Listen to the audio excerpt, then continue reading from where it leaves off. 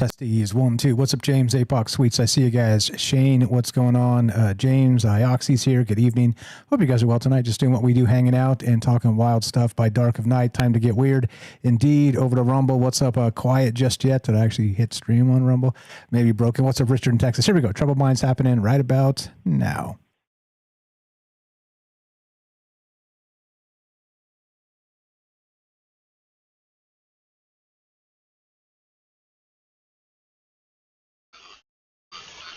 But I think the development of full artificial intelligence would spell the end of the human race. It's a flying object and we don't know what it is. I would hope somebody is checking it out. I don't know if it was a rocket or whatever, but incredibly fast, almost the direction. It was too fast to be an airplane. I'm glad the Pentagon is looking at this, because if it poses a threat, I want them on top of it. Well, the craft generates its own gravitational field. So you said there's lights in the sky? The internet has become the command center for criminals and terrorists. 911, what's your emergency? I need help, please help me! Aliens won't let it happen. You know, that's what we're instructed to say. Roswell, Area 51. Alien kept deep under the ground. 1, 0,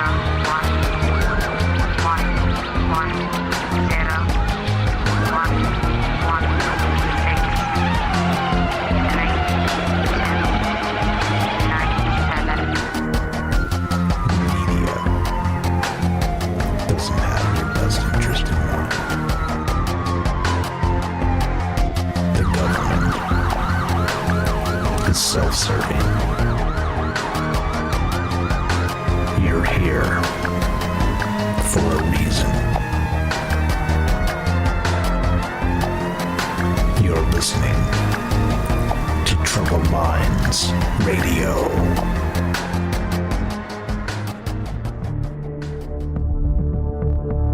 Broadcasting live from a secret bunker just off the extraterrestrial highway.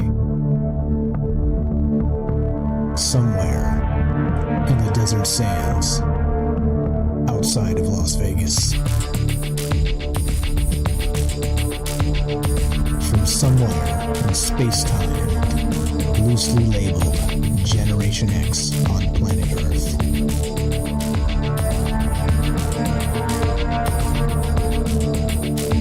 And asking questions of you in earnest. Into the digital darkness. Well, good evening and welcome to Troubled Minds Radio. I'm your host, Michael Strange. We're streaming on YouTube, Rumble, X, Twitch, DLive, and Kick. We are broadcasting live on the Troubled Minds Radio Network. That's KUAP Digital Broadcasting. And, of course, 88.4 FM Auckland, New Zealand. Tonight, let's get weird. Shout out Shane in the chat. Let's get weird. Yeah, a lot of ways to look at the world, as usual. So basically one of our tricks here as we get together and talk about these ideas is making a mockery of consensus reality. You know, we talk about clown world, the upside down, and all manner of things. But a really wild aspect of that, not just, let's say, consensus reality itself, but let's say layers of humanity reside within us. As a shout out, B, a great call. The last time we got together, we had every single call we get is fire. And last show we were in rare form. Everybody just lighting it on plasma. It was crazy. But B mentioned something, and we were talking a little bit about it. And I said, kind of dawned on me that things with humanity seem to be more Carl Jung than Carl Sagan. And I didn't rehearse that or script it. It just kind of came out of me in the moment. But the more I think about that term right there, the more it makes me go, you know what? I think this is probably really the basis of all things humanity, right? All the humanities themselves, the shadow work, all the stuff we've talked about, the dark night of the soul, looking inward instead of maybe chasing meaning outward.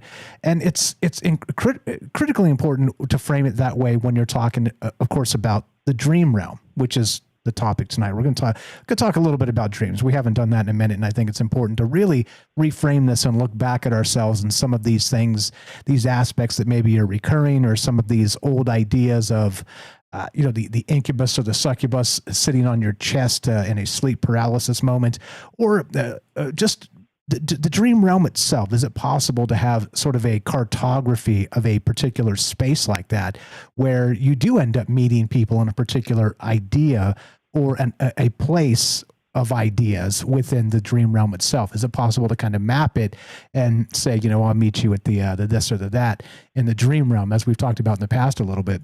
It's wild to consider all those ideas. But one of the things that comes to mind when I'm thinking about dreams in particular is that we don't typically dream solo, right? There's going to be entities that are in those dreams. And sometimes they are, passed on loved ones or representations thereof, of course. Sometimes it's people we have no idea who they are or what they mean to us. Sometimes it's fanciful monsters or things from mythology, like unicorns and things like this. Like who knows what kind of things can really encroach into your dreams in that capacity.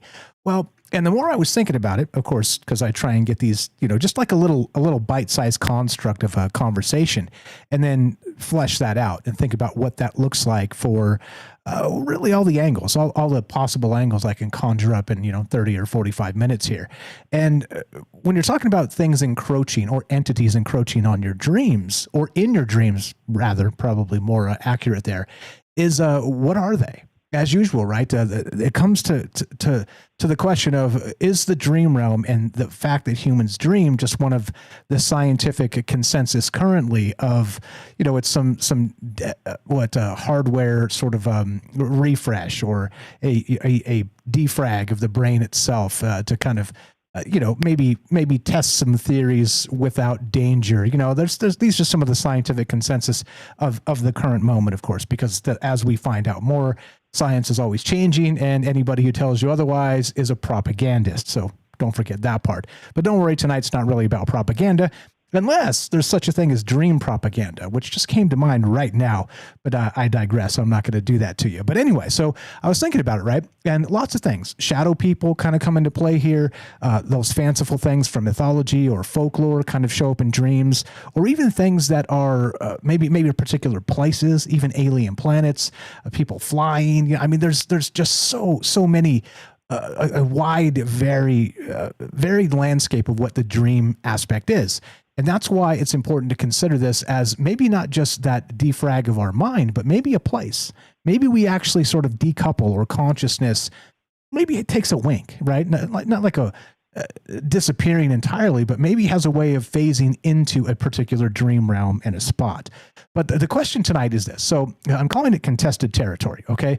Dream realm incursions. Now, of course, we've talked about the idea in the past of being able to maybe enter somebody else's dream, or, through technology or through a lucid dream state or something to that effect, right? So there's a lot that kind of fits into that space that's, I don't know. It depends on how you feel about it. And some people say they can tandem dream, as we've talked about in the past. And they're using it technologically these days to really focus in on that exact thing and put people in each other's dreams. And I think they've even proven that scientifically that it's possible now. I mean, not that there was ever any doubt, right? For the true daydreamer knew this all along, but suddenly science is like, okay, well, we can kind of do this. So what does this look like, and how inception does it get? That's really the question here. But so calling this contested territory, dream realm incursions, as I said. So what do you think the entities and dreams are? That's the first question here. Second, do you think the dream realm is more than just that defrag of our brain, a sort of place to test ideas and even, attempt fate without actually endangering ourselves? I can kind of see some of that. But do you think it is a place, like an actual place where we go when we dream? And this is why we run into these incursions of actual entities. And what are they? And how weird does it get, really, is the question. And so I've got a lot of ideas here and a lot of ways to kind of tackle this, which I will do tonight. But I'll start with the write-up, of course, let me actually start with a sort of instead. Hold on one moment, please. Instead, let's do this instead. instead of reading you the write-up. But some of that's really good. Like I said, tonight's is very good. Usually the write-ups are pretty good these days because I've trained the AI so well. It knows me better than myself, I think. And then it just kind of is like, okay, cool. This is right down your alley, Mike. And then, bowls me a strike. And I'm like, hell yeah, that's down my alley. But anyway, we'll start with this. Okay. So the edge of sleep. So, sleep as a crossing point into these non-physical domains. Think the out-of-body experience of Robert Monroe. Think of it as astral travel, things like this that we've talked about in the past. There's a lot of ways to consider it, okay? So conceptualize what this means, and is it possible that maybe these realms do come together in this space? And of course, we'll get to, after we come back from the break here, the high strangeness dream events. As I said, sleep paralysis, false awakenings, night terrors, and the loop dream aspect of having the same dream again and again and again. There's a lot of weirdness to it. And why? I don't know. That's what's on my mind tonight. I hope you guys are well. We are taking your calls at 702-957-1037. Click the Discord link at troubledminds.org. We'll put you on the show. It's as easy as that. There's the website. Please come say hi. This is it's just a good space to be in. It's nice to talk to people about weird ideas and kind of leave truth at the door as we show up together and consider wild things. So keep all that in mind. We'll be right back. More Troubled Minds coming up in exactly 1 minute after a word from our sponsor. In this case, that is Human Inspiration. Be right back. Don't go anywhere. I'm talking to you, Shane. In a world increasingly shaped by AI, human inspiration remains the beating heart of creativity. Alien Skin by Tremble, a hauntingly beautiful piano ballad, reminds us that while algorithms can mimic art, the raw, unfiltered emotions of human experience are irreplaceable. So here I sit, locked in my room again.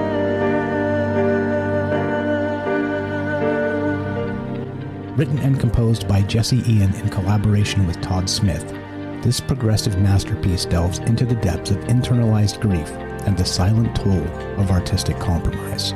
As AI reshapes our reality, Alien Skin stands as a testament to the timeless power of human emotion and the complex beauty that only true artists can evoke. Experience the haunting beauty of Alien Skin by Tremble and support human inspiration. Available now on iTunes. Welcome back to Troubled Minds. I'm Michael Strange. Let us continue, shall we? Okay, so here's the deal. As I said, before we took the break, there are a lot of ways to look at this and a lot of ways to consider what might come as of this dream conversation. And we started with, or we begin here with night terrors, sleep paralysis, these false awakenings. And so what if our minds are slipping into real places that aren't meant for us? Okay, which is, of course, back to this contested territory bit, and these maybe dream entities that are natives. Have you ever considered, by the way, what a dream native might be? So we are travelers into that realm because, of course, we live a waking life and we have the dream aspect of ourselves, okay? But imagine what a native dreamer is. And are they able to maybe look back at us? And do they see us as hostile entities? A lot of ways to consider this. So again, so what if our minds are slipping into real places that aren't meant for us? And have you ever felt possibly hunted in your dreams by maybe malevolent entities that didn't want you there and knew you were an intruder into their realm? Love to hear what you guys think. If you want to be part of the conversation, you know what to do. Phone number's there, Discord link at troubledminds.org. James popped in early. He's been patient. What's up, James? Let's go to James in Michigan, the Salcedo Paranormal. What's up, my man? Welcome to the joint. How you doing? Looking snappy in that t-shirt in the photo there. Welcome. Go right ahead, sir. Oh, thank you. Yeah, no, this topic to me is amazing because I would say at least half of my anomalous, paranormal, whatever you want to call that, half of my weird experiences or more have taken place while I've been asleep. So they've all involved some kind of dream state or another. So that's why I had to get here and join you early because I love this topic. Yeah, and there's a lot to it. As I said, there are lots of questions to start sort of before we took the break, and then also more after the break as part of the dream incursions, maybe being hunted by what you might consider something like again, a dream native, sort of the native to that realm that maybe sees us as the sort of the incursion. We're the ones sort of maybe messing with their realm entirely, or maybe not. Again, and by the way, just real quick, let's drop all the disclaimers. There's no truth to be found here. If you're here looking for truth, you're in the wrong place. Okay. There's 10 billion places on the interwebs where they will tell you the truth. Okay. They have it. They know it unequivocally, and there is no doubt about their truth. Okay. This is not about truth at all. This is about ideas. This is about possibilities. This is about conversations about extraordinary things among ordinary people. There you go. Just all the disclaimers, just making sure. But yeah, so back to the how this mixes with the paranormal and your experiences. Love to hear more, James. What you got? Go ahead.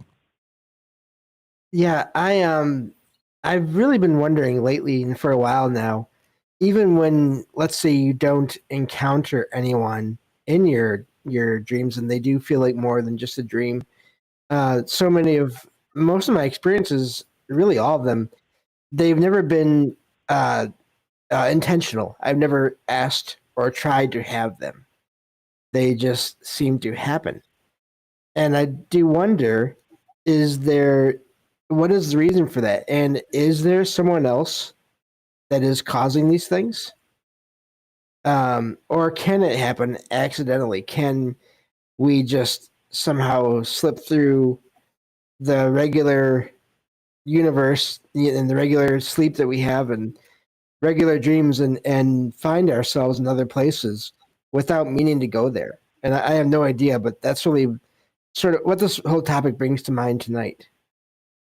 Exactly. Lots of ways to consider it. And I do wonder how much of that sort of does phase in and out. And I've talked about this in the past with, I have this sort of latent theory that I'll eventually write at least a short paper on considering maybe us able to manipulate dream states through maybe a gravitational pull, sort of maybe the old pyramid, sleeping next to or inside of the pyramid. Maybe that type of thing would be enough of a sort of a magnetic anomaly within our dream state to cause maybe a different dream realm or something, right? Maybe us to enter these different places. So I'll get to that at some point, but it's a fascinating idea to consider in my opinion, but what do I really know?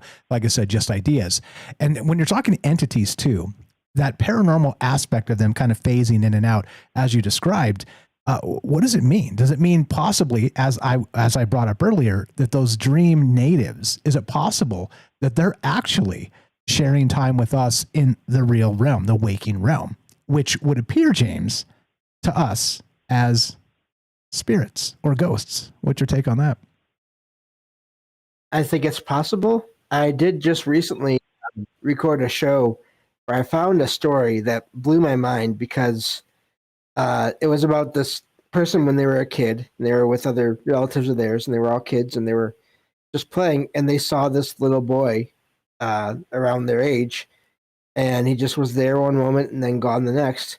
Well, fast forward to when they were an adult, they were had their brother and sister-in-law living with them. They were all living together.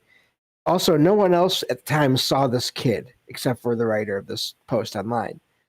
Well, the sister-in-law had a nightmare or a dream once about letting a kid into this house where they all lived, and the kid running toward the writer of the post, who was also in the dream. Now, how does that work? What was that a spirit? Can spirits just go into the dreams of people when they want to? Is that super easy? I don't know, but to me, that whole story is just wild because you have someone that never even knew of the original sighting of a ghost or a spirit, but then described them exactly like what the person with the first experience, what they saw. Yeah.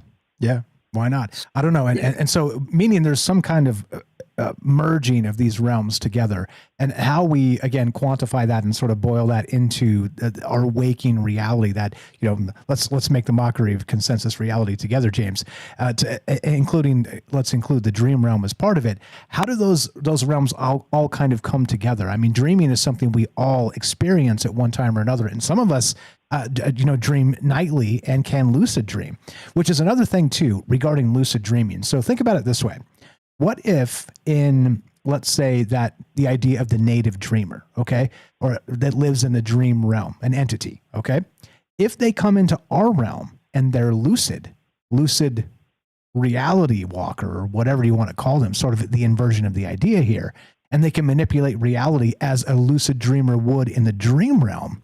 I mean, this is like an old school sorcerer. This is like, sort of a, Doctor Strange manipulating reality in this space that maybe will send ripples or wrinkles into something we recognize, maybe deja vu, maybe some of this other like weird high strangeness type stuff. And maybe it's all, a very simple mechanism because we're just talking two realms and a crossover and we're there sometimes, they're here sometimes, but manipulating reality as a lucid dreamer might, controlling the dream entirely. Maybe we're kind of causing fractures or ripples or deja vus over there because maybe that level of power is not allowed. I don't know, just an idea as we were talking about this. What's your take? Yeah, it seems possible. I've heard of accounts where people have seen a figure they didn't recognize at all in their dream, and sometimes it's like a figure that's a humanoid, but also they just seem to have like light around them. They just seem to be otherworldly in some way. But then after the experience, after the what they think of as just a regular dream, they have multiple sightings of a similar figure in the waking world. And it's to some point where even sometimes these figures want to know why are you bugging me, or why are you ignoring me?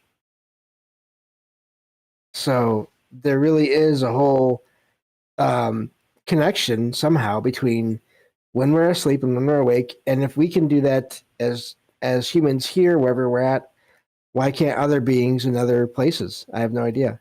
Yeah, I don't know. Just throwing it out there. Like it's interesting when I start talking about these ideas. I have this full outline. I get all kinds of stuff to talk about, but then I just kind of start riffing and let my mind go into that space, that sort of flow state. And all this other stuff comes out of me that I didn't even think of yet, because of course you're drawing some out of me. The conversation is, as usual, the conversation is, special. It's reciprocal inspiration, and that's exactly why we do it in the format we do, with all my imperfections and foibles and all, warbles and all the stuff. But okay, so that's the question time. There's a lot of things to consider here. And what do you think the dream realm is? What are we all experiencing? And do you think it is possible that, as I'm calling this, it is contested territory, and there are incursions, not just of us dreaming into their space, but what if, again, remember, just ideas here, all the disclaimers apply. What if there are dream natives of the dreamscape that during waking times, our times, they're here or visiting? I don't know. It's a weird idea to consider all of this, and I don't really know, but I do wonder if some of this stuff does play, because we've talked about this quite a lot in the past, of course, of the Aboriginals and the dream time and that bit, where they considered that, and shout out the Night Stalker for bringing this up a long time ago. I didn't know this myself. But they considered what happens in the dream realm to be primary, and they would debrief in the morning together their dreams to see if there were some patterns or something like this that they could kind of bring from this magical place, which was the primordial space of creation, into our realm together as a sort of that collaborative effect of a dream journal, right? I don't know. Wild stuff to consider as part of it. We got lots of hands up. I figured when we do dream time, we get lots of calls. So hang tight, guys. We'll get to you guys. So let's share the airwaves and be a little more brief than typical, so we can get everybody in as quick as possible, so nobody has to wait forever. But fire stuff, James. Your take on that real quick regarding what's primary here. What are we dealing with? I just think it's amazing whenever I know that you haven't been able to do all the research and looking into accounts of just everyone's experiences, but it's always amazing to me when you start talking about these ideas. It brings to mind accounts that I've read and heard about, and it just happens so many shows that you do where I'm pretty sure you didn't hear about this one thing, but yet it comes to your mind, and it turns out, well, there may be evidence of that thing happening. Channeling the dream realm, James. When I get in the flow state, look out, because anything is possible. Shout out Ricky, Anything is Possible podcast. James, you know him, you love him. You going to sit in, James? You going to stick? Yes, yeah, and I'll talk when there's time, but happy to listen to all the calls as well. You're the best. James, you know him, you love him. Again, Salcedo Paranormal is the name of his show. He's here on the network with us. He's got his own podcast, his own radio show, and written several books. Please go give him a follow in all the places. troubledminds.org/friends. Scroll down a little bit there, and it's alphabetical, and it says follow James. Or just, of course, go to salcedoparanormal.com. All his stuff is there. That's SALSIDO space paranormal.com, and you'll find all things James. And go buy his books, go follow his podcast, and fire stuff. Appreciate you, James. Thanks for getting us kicked off. We got some calls coming. Looks like Joey was first. If you want to put your hand back up, Joey, we'll go Joey. I think it's Shane, and then we'll go, just so you guys know, then we'll go with the Robert, and it looks like Dylan as well, who I think is a Twitter friend. I think I just saw you on X. Anyway, here we go. Going to take a quick break. We'll be right back. More Troubled Minds coming up. And what do you know about it? That's, the Dream Room is one of those ones I think everybody has some level of interest in, because I think, I could be wrong, but I think it's a very interesting thing. If you want to be part of the conversation, 702-957-1037. That's 702-957-1037. You can click the Discord link at troubledminds.org and just put your hand up. We'll usher you into the conversation here. And Joey says he'll go later. No problem. Okay. Be right back. This is Troubled Minds. I'm Michael Strange. Don't go anywhere. More on the way.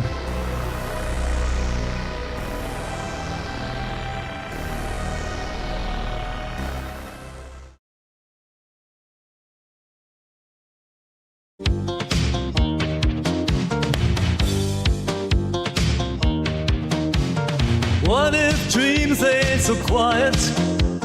What if they lead us to a place where all our thoughts become a riot in a world we can trace?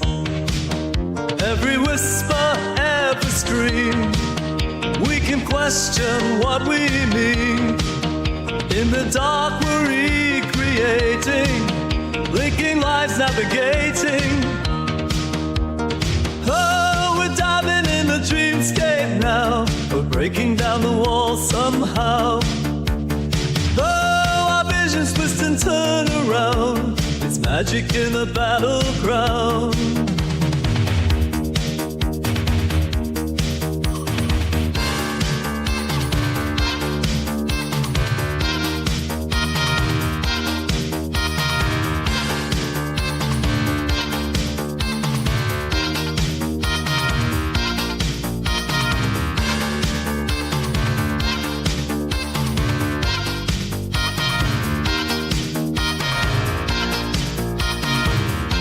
We hand the key to those who dare to walk around beyond compare, where the shadows dance and light takes flight. Together we'll chase, ignite the night. Oh, we're diving in the dreamscape now. We're breaking down the walls somehow. Oh, our visions twist and turn around. It's magic in the battleground. In this round, let's spin and weave, breaking norms we dare to believe. What a dream told, tales untold. In this liminal space, we're bold.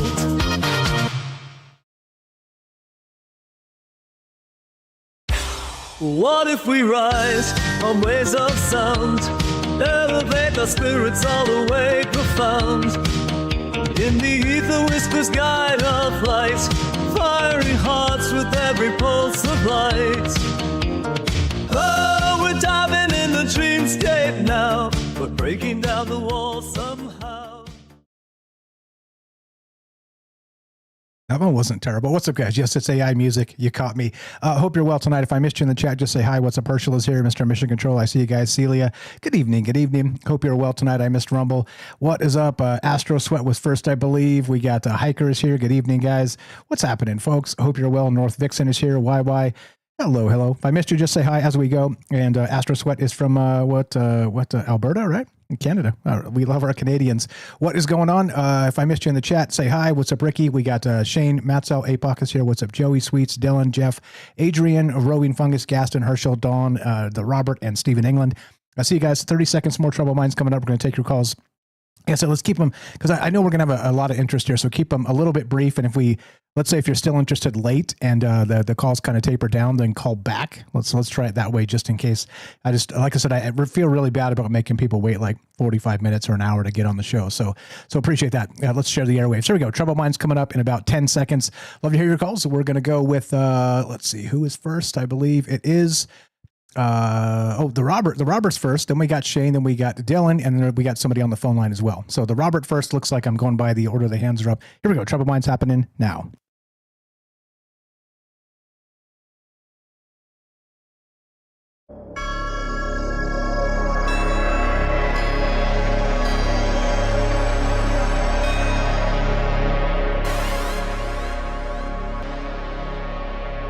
Welcome back to Troubled Minds. I'm your host, Michael Strange. We're streaming on YouTube, Rumble, X, Twitch, D-Live, and Kick.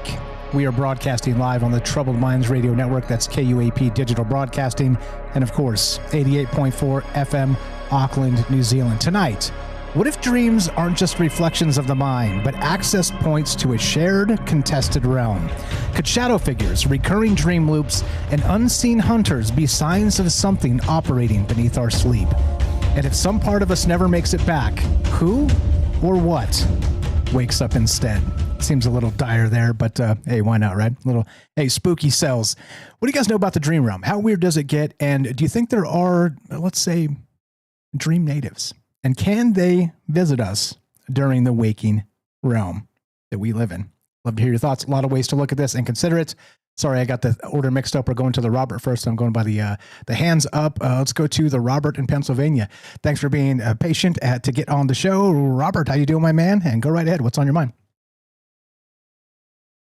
Just unmute and you're good to go, I think. And yep, just takes a second here. Discord. The Robert. Hear me? Loud and clear. What's up, my man? How you doing tonight? Welcome to the joint. What's on your mind? I just wanted to talk about two dreams, all right, that were repetitive over and over and over again. It's happened to me in my life, and that have convinced me that they weren't dreams. The first one I started having in the 80s, over and over again, where I'm on these steps that are kind of like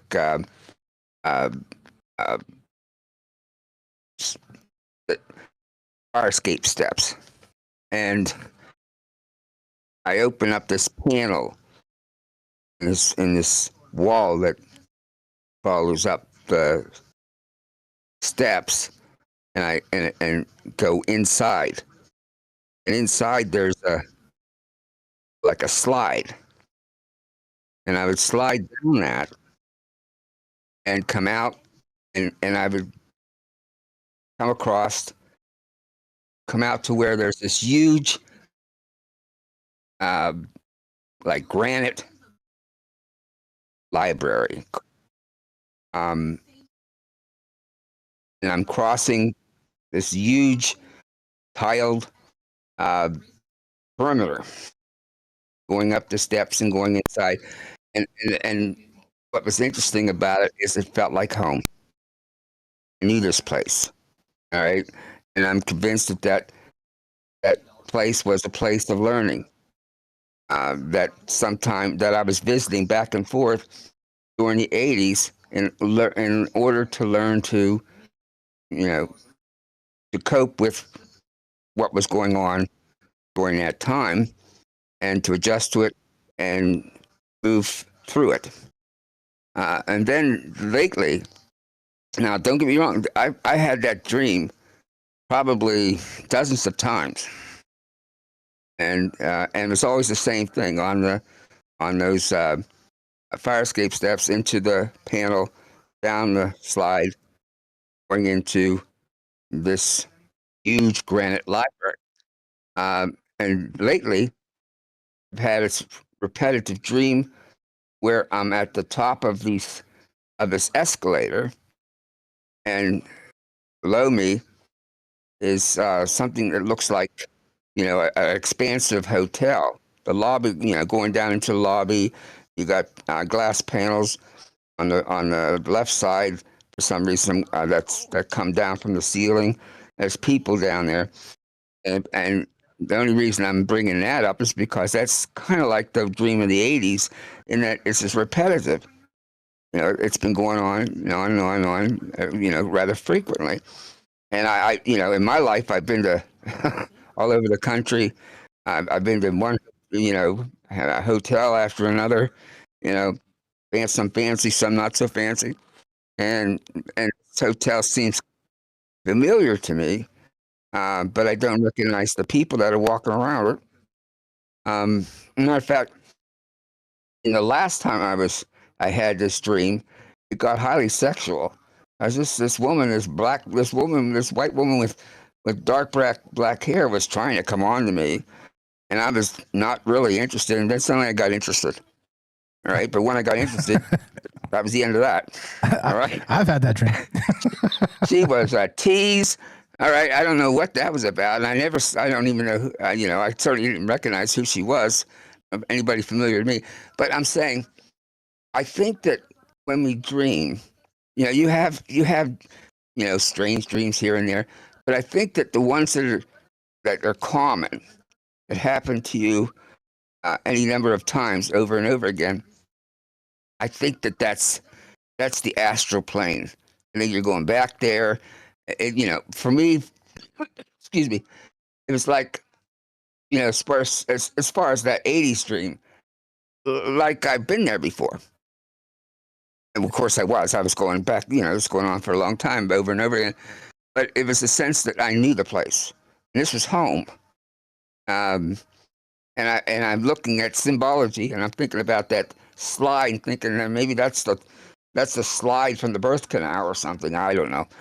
But I think that when we have frequent dreams, that repetitive dreams, that we're in a situation where we're at school, we're learning, right? We're in some sort of situation in our lives where we need a little higher education to make it through it.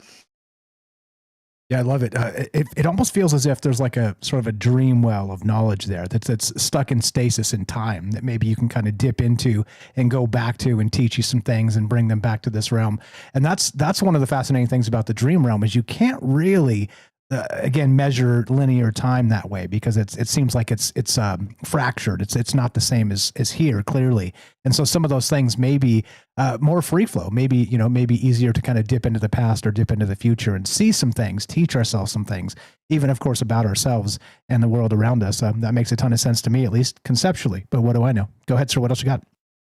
Well, have you ever had a dream, maybe even a repetitive one, that gave you a feeling like you were quite familiar with the place and it was like home? Not really. My dreams are so fractured and weird. And as you guys know, this I'm a sporadic I don't dreamer. doubt that a bit. Yeah, well, I mean, a shocker, right? But I mean, the only recurring one I can think of is in the house here. And I've told you guys this before, that there's like this one window over there where I swear there's like this big dragon eye staring in the window. And I wake up, if I was sleeping on the couch, and I wake up and I look out the window and there's this dragon eye, like a massive reptile eye the size of the window looking in at me. That's the only recurring dream I have. And I never get to see what it is. I only see the eye. It's like the eye of Sauron, but that's it. And it's home. But let me tell you what, it doesn't feel like home because smog's that dragon could be your guardian angel. Not all guardian angels have blue eyes, blonde hair, and wings. That could be. Let's hope so. I'd love to have one that big and that mean looking, because I tell you what, that eye looks mean. Like I said, we got lots of hands up. Let's keep it a little bit short. What I'm done. I just wanted to put that idea forward. So I'll listen to the rest of the callers, and good night. You're the best. Appreciate you very much. Thanks for sharing the airwaves and being cool and chill and being a mentor and being all the amazing things that you are. Robert, you know him, you love him, a good friend for a long time, a mentor to us all. Go give him a follow. Links in the description, troubledminds.org/friends. Scroll down. It says the Roberts. Yeah, it's alphabetical. Scroll down a little bit. And the Robert, he's got a fantastic book and he's working on more. And go check it out. Go buy it. It's on Amazon. You can probably buy it today, get it tomorrow. And appreciate you very much. Great stuff there. A lot of ways to look at this. We're talking the dream realm tonight, but not just the dream realm. I'm calling it contested territory, meaning if we fall asleep and go into the dream realm, are there natives there that see us as the incursion force, the invasion? And does it flip on its head? And are there dream natives that come back into our reality? Love to hear your thoughts. 702-957-1037. Click the Discord link at troubledminds.org. Hang tight, James. We'll get you momentarily. Let's go to Shane, the blind psychonaut. What's up, brother? Welcome to the joint. How are you tonight? You're on Troubled Minds. Just unmute. First, hop on the stage, unmute, and then go right ahead. And love to hear your thoughts on this. Yeah, great stuff from Robert per usual, and James, of course. And we're blessed to have such smart friends. Shane, what's going on, my man? Welcome to the joint. Go right ahead.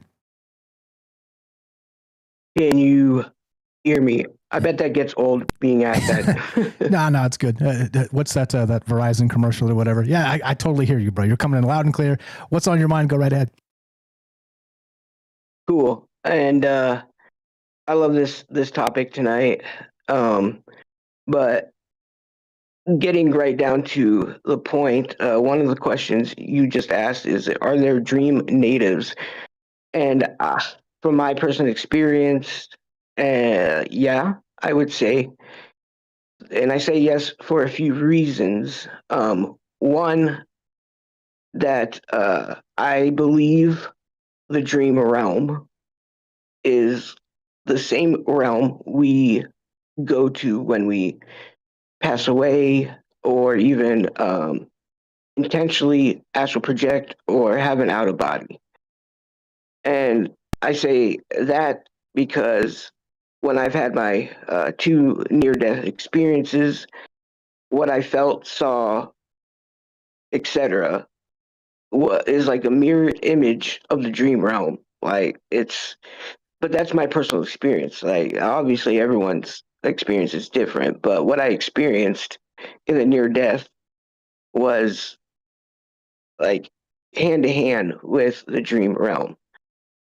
So that also there's something that people, and I've experienced too, called the dream police. I'm not sure if I'm guessing you've heard of them. Have you? Actually, you know what I've heard of? Not the like the timeline, the time variance authority from Loki, sort of like, or that like sort of the time cops. But I don't think I've ever heard of the concept of the dream police. Tell me about that. That seems amazing and wild. I love it. Well, I've experienced it, that or them, and I know a few other people. It's pretty much I guess you could say like guardian of the dream realm. Like I've had experiences where I've been in like a crowd of people, and at first I kind of keep to myself, and I'm lucid at this time, looking around, kind of observing, like being loud. But then I start talking to some of the dream characters, and some of them are kind of like uh, just autonomous, like non-playable characters type thing. They're just like there. But then there's some that are like kind of start looking at you after you asking questions, and they're like, "What are you doing here? Like, how did you get here?" And I've had one experience, but I've read that they like kind of throw you out of the dream. Like you're not supposed to be here. So that's basically what it is like a guardian of the dream realm. And especially if you're lucid and you're kind of poking around and or doing things, they manage the dreamscape. Hopefully that kind of makes a little sense. No, that makes sense. It's like kind of like the psychopomp, or the watchers or something like to that effect, where they're like, hey, come on now, like they recognize you're there and you shouldn't be there, and they're trying to kind of give you and usher you out. So if you get kicked out, do they wake you up? What happens in that capacity? Have you ever been kicked out by them and said you can't be here? Do you wake up, or what happens then? Yeah, for me, it was. I'll briefly tell you what happened with my experience. It was a mix of a lucid dream and a astral projection. Because with me, I can kind of bounce from a lucid dream to an astral projection back and forth. But there was one time I went to visit I wanted to see a childhood friend who passed away in high school at 16 from a car accident. And so I did I guess you can say the steps to astral project. And so I went and saw her, which was like, that's a whole long story, but it was really awesome. And I was talking to her, and all of a sudden, I turn around and I'm in this like living room, and then I turn back around and I'm facing like a half bar, and beyond that half bar is the kitchen. But right in front of a bar, all of a sudden, like I don't know how many. I would say like 20 or 30 people that I do not ever recall seeing showed up, and they started like yelling at me like, "What are you doing here? What do you want with her?"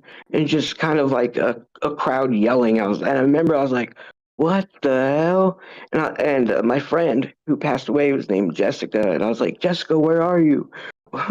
What's going on?" And then all of a sudden she popped up behind them and walked through the crowd of people, and they're still like yelling at me, and their faces. I remember their faces were scowled, and looking at me like literally like, "What the hell are you doing here? Why are you bothering her?" And she kind of got drowned out. And I remember like one of them, it was like little old lady grabbed my hand and started pulling me. I was like pulling me towards the crowd of people, and she was like, "You need to leave now." And then I remember rushing back to my body, waking up. So that to me was, I guess, the dream. I would say that was the dream police. Like I was interfering with a passed on person without, I guess, asking their permission. With like entering their space. Yeah, So I love yeah, that. that's my experience. Think about it this way, like reverse it. And, in folklore, we have the, you must give permission to an entity to enter your home or to interact with, right? So it's like, it goes back to the vampires and things like that, or even like modern folklore with like the black-eyed kids, something to that effect, right? You have to give them permission. Otherwise they can't come in. I wonder if in the inverse of that dream realm, this is what we're dealing with.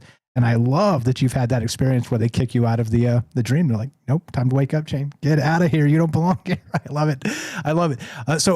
We're going to get to this other call. I appreciate you. If you want to dip back in after, like I said, we'll work you guys back in. I just don't want anybody to wait too long because, like I said, I have a habit of making people wait for like 45 minutes to get on the show. That's my bad entirely. So fire stuff. I appreciate it. So in the end of this, you think maybe the dream police are those natives of the dream realm? You think that's what they are? Well, I think that, and I also think the natives are also passed on spirits and other entities. I think I might call in later if it's available, and tell you another experience I've had with native dream people, if you want to call them that, or entities. Okay, perfect. But yeah, actually, if you got a good handle of the mute button, if you want to just mute and sit like James does, you're welcome to do that. So we don't have to bounce you back up and down. If you want to just hang out that way. Okay, cool. Yeah, I will. Tell me if you hear this real quick. Okay. Did you hear anything? I didn't hear anything.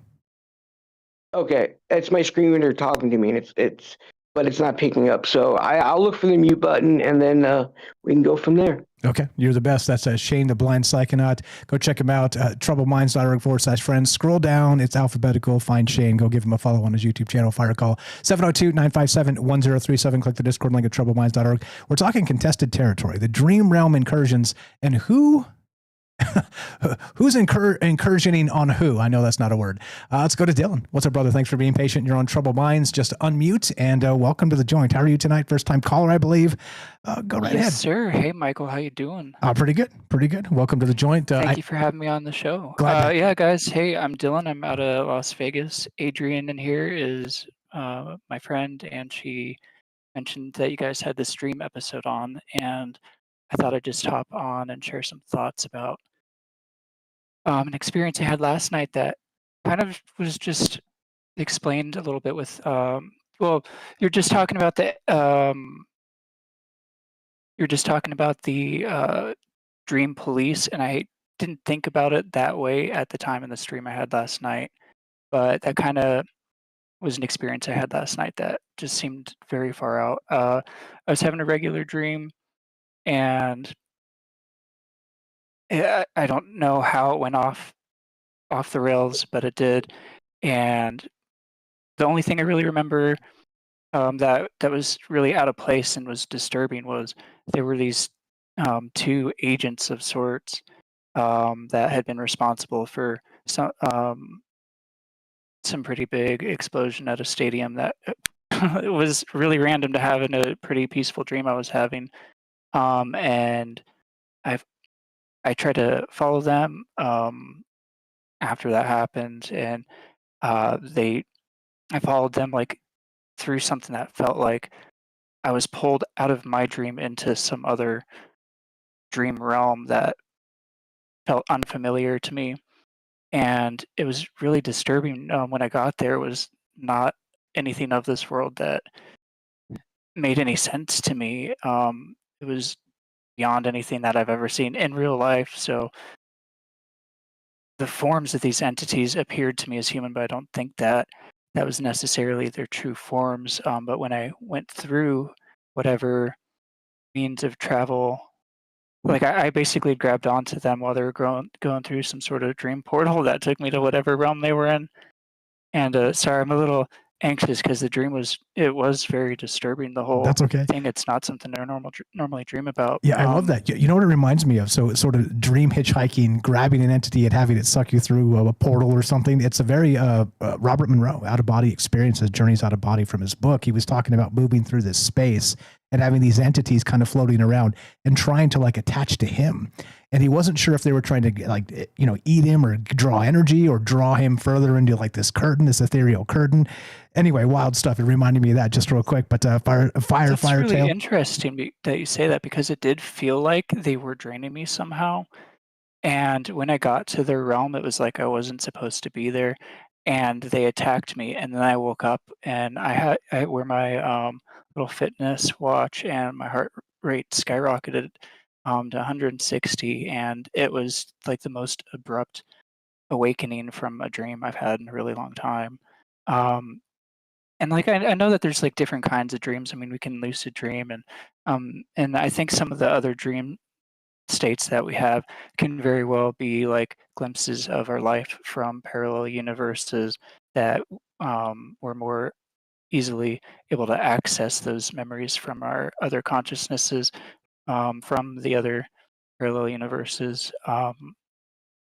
And I just feel like this was a really good topic for me to hop on, and really relevant. And I just wanted to get your thoughts on that kind of experience. Have you ever? Well, no, the other guy, I guess, just asked if you'd experienced something like that, but.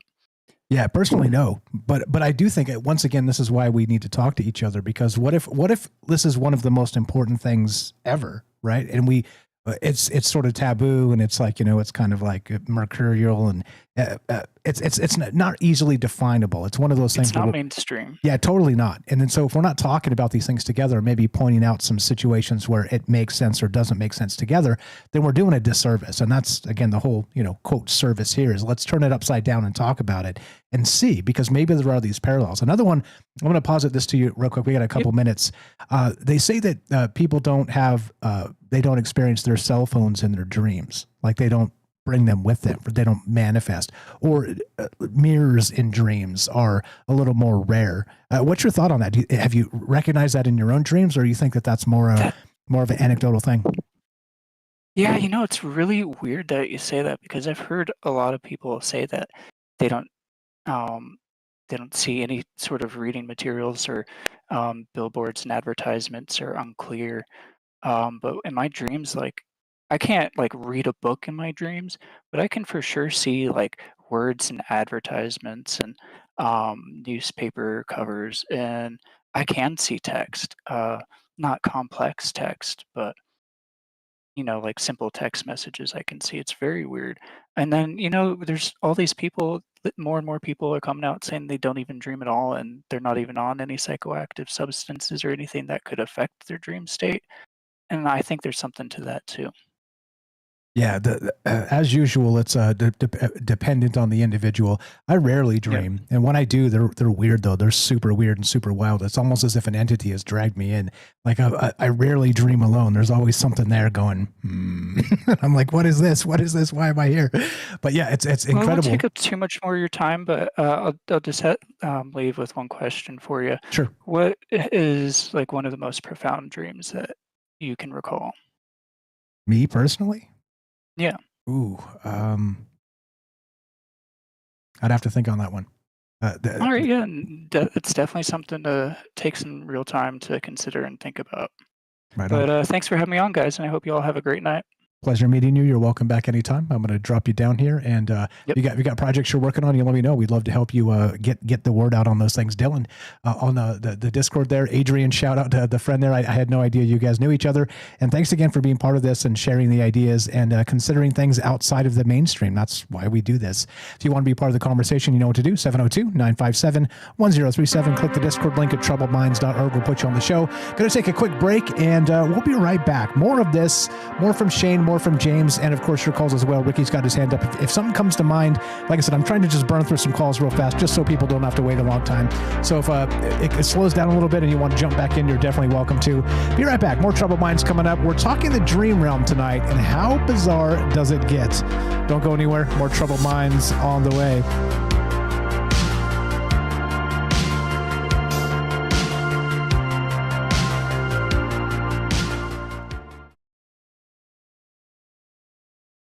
Drifting through the quantum haze.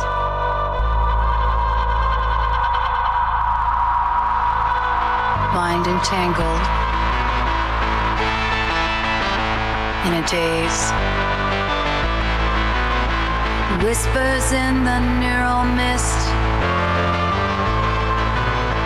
Echoes of what might exist. Lost in time in this web we spin. It's alright beyond our skin. Consciousness forever twined in the dark unseen. Quantum dreams, we're all connected. Though we're scattered, we are reflected. Frequencies that pull us in. Parallel worlds kept within. Synapses that intertwine. Fragments of an endless line. Feel the pulse of a distant star. It's alright, we are who we are. In the void we find the light in tangled hearts.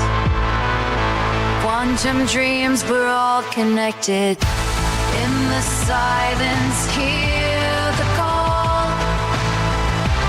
One by one, we rise and fall. Quantum minds forever near. In this world so clear.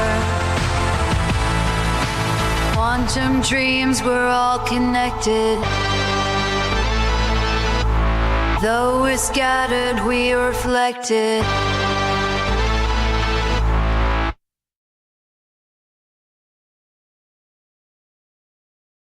Dark energy in the depths we find. Mysteries of the human mind. Particles that drift afar. Whispers of who we are. Hold the thread of the great unknown. It's alright, we are never alone. Flow through time on currents thin. Universe is found within. Feel the echoes of the past. In this moment, futures cast. Through the veil of the space between.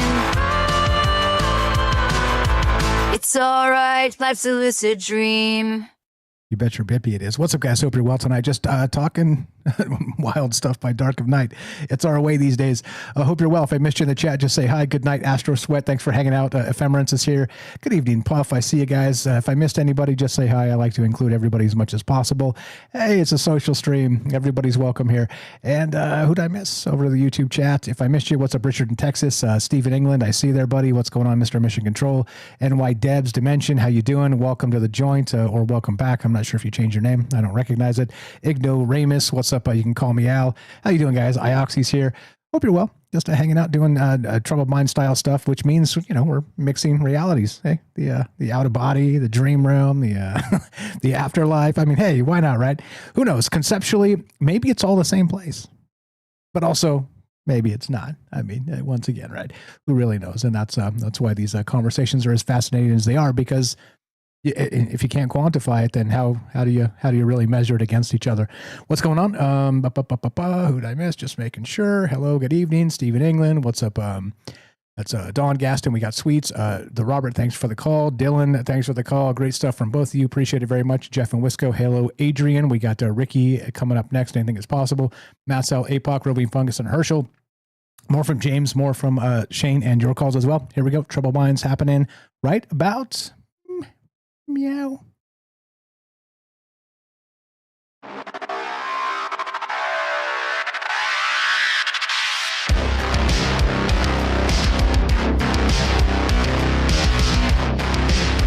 Welcome back to Troubled Minds. I'm your host, Michael Strange. We're streaming on YouTube, Rumble, X, Twitch, D-Live, and Kick.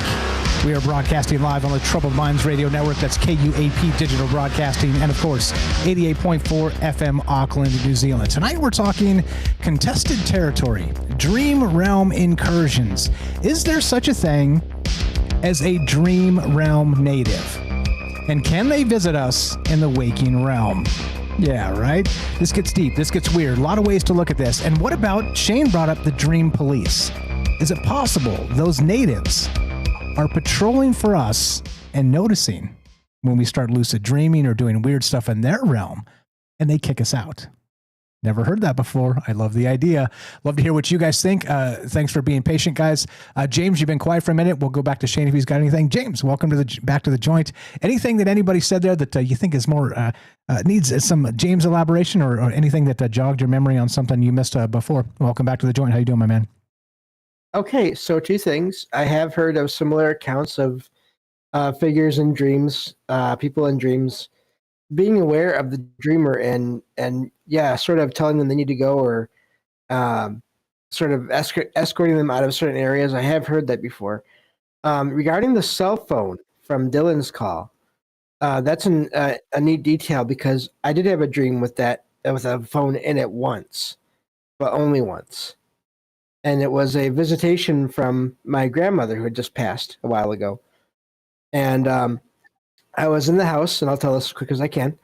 I was in the house that used to belong to them, and all their furniture was there, but none of their belongings. In other words, the tables and chairs and all that were there, but none of the things on the tables or around the house. And but my grandma's cell phone, which she only had for like the last 5-10 years of her life, and she was not really used to it at all. She could manage it, but she wasn't using all the apps, let's just say. But it was on the table, and it started to make a noise like it was ringing. So I picked it up from the table, but the screen never lit up, which was weird. But for somehow I still knew to just put it next to my ear, and it somehow automatically answered. And my dad, who is very much alive, said, "We'll be there in a minute." And I said, "Okay." And I put the phone back down on the table, and the front door opened in the house, and all my family walked in. And it was like we were having a family gathering there, and it was just starting. And in the middle of everyone that walked in, my grandma showed up as well. Now, she had a cane and a walker for the last 10, 15 years of her life or so, that she needed to use a lot. But she did not need that in this experience. And she felt real, while everyone else and everything else just felt like a dream. And we all went to the dining room, and everyone in the family gathered around and or went to the kitchen like they were going to get ready for a gathering. And my grandma sat in her favorite chair and was just looking around. But then every so often she'd look at me and just smile. And I could tell she was aware, and I could tell it was her. And this went on for a few minutes or so. And then everything faded. And I woke up crying because I could tell it was her. But she didn't need any help walking. She was walking just fine. That's amazing. I like to call those, we've talked about this in the past, brackish realities, right? Where the salt water and the fresh water come together and create sort of a new ecosystem. I wonder if that's relevant in the dream realm and sort of the astral, or the dream realm and the out of body, or the dream realm and again, maybe the afterlife. Maybe there are ways to commingle these spaces and actually have that type of connection. I love that, James. A great one. And the weird cell phone thing, it didn't work. It didn't light up. It's so strange, man. Yeah. It's so strange. But I feel like she arranged the whole thing. I feel like she pulled all the strings, made all the setting, she was behind the whole experience, and, somehow. But anyway, yeah, I have so many more, but obviously that would take up a whole other few shows. So looking forward to the rest of the calls. You're the best. Shane, anything you got on that? We'll go to the calls here. We got Ricky and then Herschel coming up as well. All you got to do is unmute and let us know what's up. Go ahead, sir. Yeah, a couple things real quick is no, I'm not trying to argue or anything, but a lot of people, it's a misconception that they say, "Oh, I don't ever dream." Well, we all dream. A lot of people fall under that bracket that say they don't dream is actually they're in either a very deep sleep and they're dreaming and they're not remembering. But that's kind of one thing I've learned is that we all dream. Some remember, others don't. And I mean, I've had dreams, or like I knew I dream, but 2 minutes after waking up, I don't recall it at all. Which I'm still very curious in finding an answer why our memory is so horrible in the dream realm. And then with the cell phone and writing, I've heard that quite a bit, and I'm in the camp of that our dreams are driven by our expectations. So, like, say if you see videos or read, someone's comment or post, like, don't look in a mirror or you're going to see horrific things. Or if you're going to read a book or look at your watch, you're going to just see, like, jumble text. Well, when you get to that point in that dream, it's buried in your subconscious. If you, like, previously ever read, like, if you look in a mirror and you're going to see a monster or something horrible, well, your subconscious is going to deliver that. So a lot of your dreams is driven by your expectation. So for people out there, just don't be scared of looking in a mirror if you get to that, or reading. But yeah, that's pretty much what I got to say about that. You're the best. Yeah, hey, never be scared. Hey, life is too short to be scared of stuff. Do your best to be unafraid as much as possible, and let's do it together. You're the best, Shane. Appreciate that. As you know, just to mute up again, and then we'll get back to you momentarily. Appreciate you guys being patient with each other. We're talking. I'm calling this contested territory tonight. Dream realm incursions. Now, who's actually the incursion force? Is it us into the dream realm? And is it possible that there are dream natives? And is it as an additional layer to that question, is it possible they actually sort of come into our realm as well, into the waking world? And if so, what would that look like? Wild stuff. 702-957-1037. Click the Discord link at troubledminds.org. We'll put you on the show just like this. Easy peasy. Let's go to Ricky. Anything is Possible podcast in Tennessee. What's up, my man? How you doing tonight? Go right ahead. Test. No, Ricky. Are you there? Buttons. Who's got the buttons? Buttons are hard. I see something trying to happen. I hear something. Is that Ricky? Can you hear me now? It's me. Can you hear me now? Indeed. Welcome to the joint. Go right ahead, sir. We hear you loud and clear. I had to switch mics real quick, but make it work. So,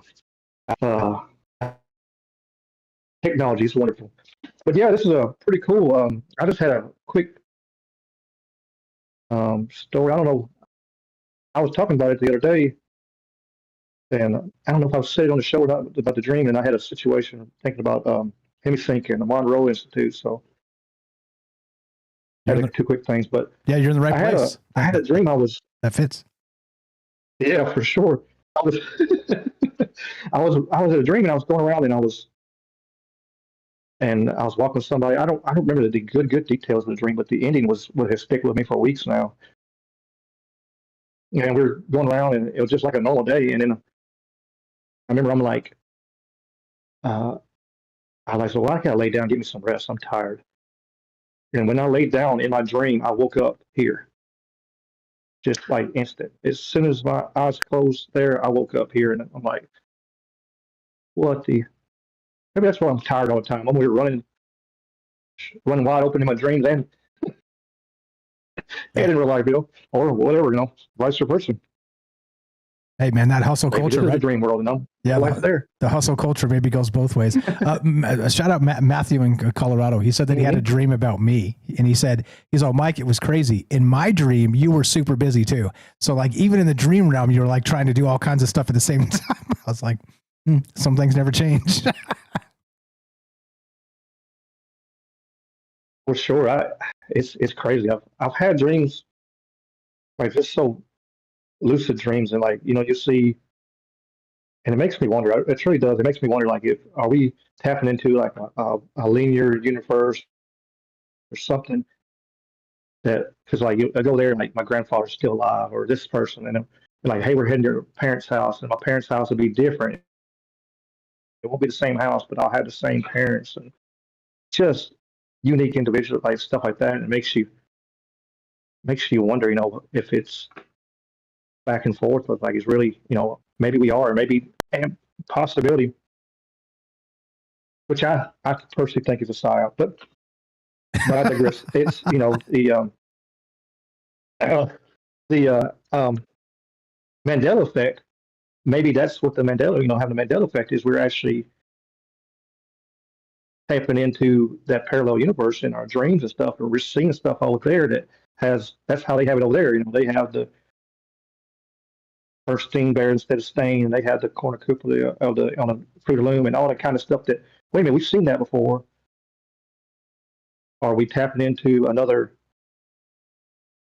into the other universe, like when we sleep and we're seeing it and we're seeing it with our own eyes and it's in our memory, but is it because it's over there in the other realm? I want to throw that theory out to the world, but and like I said, in the back of my head, I think it's a psyop to mess with us, but it could not be. It could be a real thing where we're we are tapping into that other realm, and kind of things that make me stay up at night and ask questions. Yeah, for sure. The weird part about that to me is, like I said, imagine going into the dream realm as a dreamer, as a practiced lucid dreamer. I mean, you're really just sort of melding, changing, growing, interacting with their reality. Again, assuming the dream realm is a place. Okay, again, to get the context right. But again, if it comes back the other way, so manipulating reality there has been proven. There are many lucid dreamers. This is repeatable. You can practice this. This is something that is not as spooky as it might seem. But I wonder, again, like I said, I like to invert the ideas and think about the other way. If they're coming here, the dream native, and can lucid dream, would it not do something like the Mandela effect for us? I would imagine it. That certainly would. That would be how we experience that. And the collective memory, as they call it, or collective misremembering, I think is the term there. But I mean, why not, right? Why not?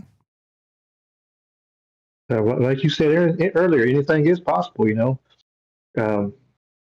Yeah, I see a very viable, theory in the whole situation, and with the Mandela effect,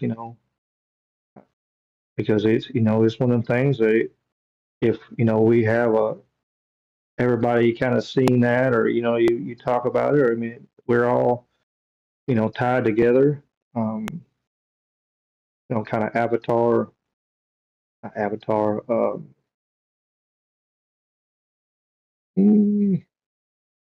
yeah, it's avatar, and where the go to the planet and everything, but it's maybe it is that the connection stuff. We're connected, or or like the movie The One with Jet Li. If you people haven't seen that, where he's got an evil version of himself trying to kill off his own versions of himself to be the one and everything. But he had like each realm he had a different version of himself. And this person he was this, and this version he was this person, and this version he was married, this version he wasn't married, this one he was a mechanic, this one he was a lawyer. It's just wild to see. Um, and this one he was a talk show host, the dirty talk show host. Yeah, this one he's a talk show host for real. But to be quick, my other thing was I did I've tried to Hemi sync a few times on one of the shorter videos, but I hadn't used my headphones. And I did it the other day and used my headphones when I was out of town last weekend. And I said, well, I'm having trouble sleep anyway, so I'm gonna put my headphones on. And you hear the little voice telling you what to do, and all right, okay, the energy is going down through your back and to your low, to your left. I felt the energy, but it was delayed. It was wild because like when Tommy told me it was going into my lower back, it was like it just hit my neck. So I don't know, everything, all my all my chakras and all that stuff wasn't just flowing like it should. So it had a delayed reaction, but it actually really did. I mean, I could truly, I was wide awake and and sober and everything else, and I could feel that. I could feel the energy calm down, and like I said, it was delayed though. That was the only weird thing.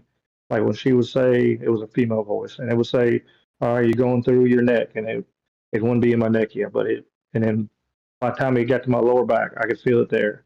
I could feel it in my neck, and then get to my legs, and then I feel it in my lower back, and it just slowly just pushed all that energy out, possibly, and it was pretty wild to actually feel that energy flow through my body, and as they were saying it, it just like I said, it was just delayed. It's pretty neat actually using headphones and with noise canceling on, so nothing else would come in. It was just that's all I was hearing was the Hemi sync, and it was pretty wild. It is wild. I haven't tried it myself. My tinfoil hat goes all the ways, and so I'm like, I don't want to put headphones on and listen to some concocted tones done by some nefarious entity. So I haven't tried it yet, but we'll talk about it, and maybe one of these days I'll check it out when I'm awake. I'm certainly not going to do it when I'm asleep. You're the best, brother. Appreciate you very much. We got Herschel behind you. If you want to jump back in with something else a little later, you're very much welcome to. As always, a pleasure. Thanks for calling. Thanks for listening. Thanks for being a good friend, and we'll talk to you soon. Yes, sir. Yes, sir. Y'all take care. You as well. That's Ricky. Anything is possible is the name of the podcast. You know how to find it. Just search it, obviously, troubledminds.org/friends, or click the friends link and roll on down and just find Ricky. It says Ricky there. Follow his podcast and check out his live streams on Wednesday night with his buddies Dave and Jamie. Fantastic conversations. And anything is possible indeed. Let's go to Herschel in Arizona. What's up, brother? Thanks for being patient. You're on Troubled Minds. How are you, sir? Go right ahead. How you doing? I'm good. Cool one tonight. Nice chill one. Thank you. Yeah, dreams are chill. I love the dreams. What you got, my man? Yeah. Well, I got a dream. I've got a thing about dream incursions. I've got a song that I wrote about dream incursions, and a dream incursion from 1994. Nice.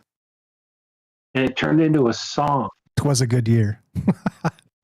And this is the lyrics from that song. It's really short. It won't take long. No problem. Go ahead. Called Apostrophe from 1994. It's a long time ago. Her mythic face still fills my head.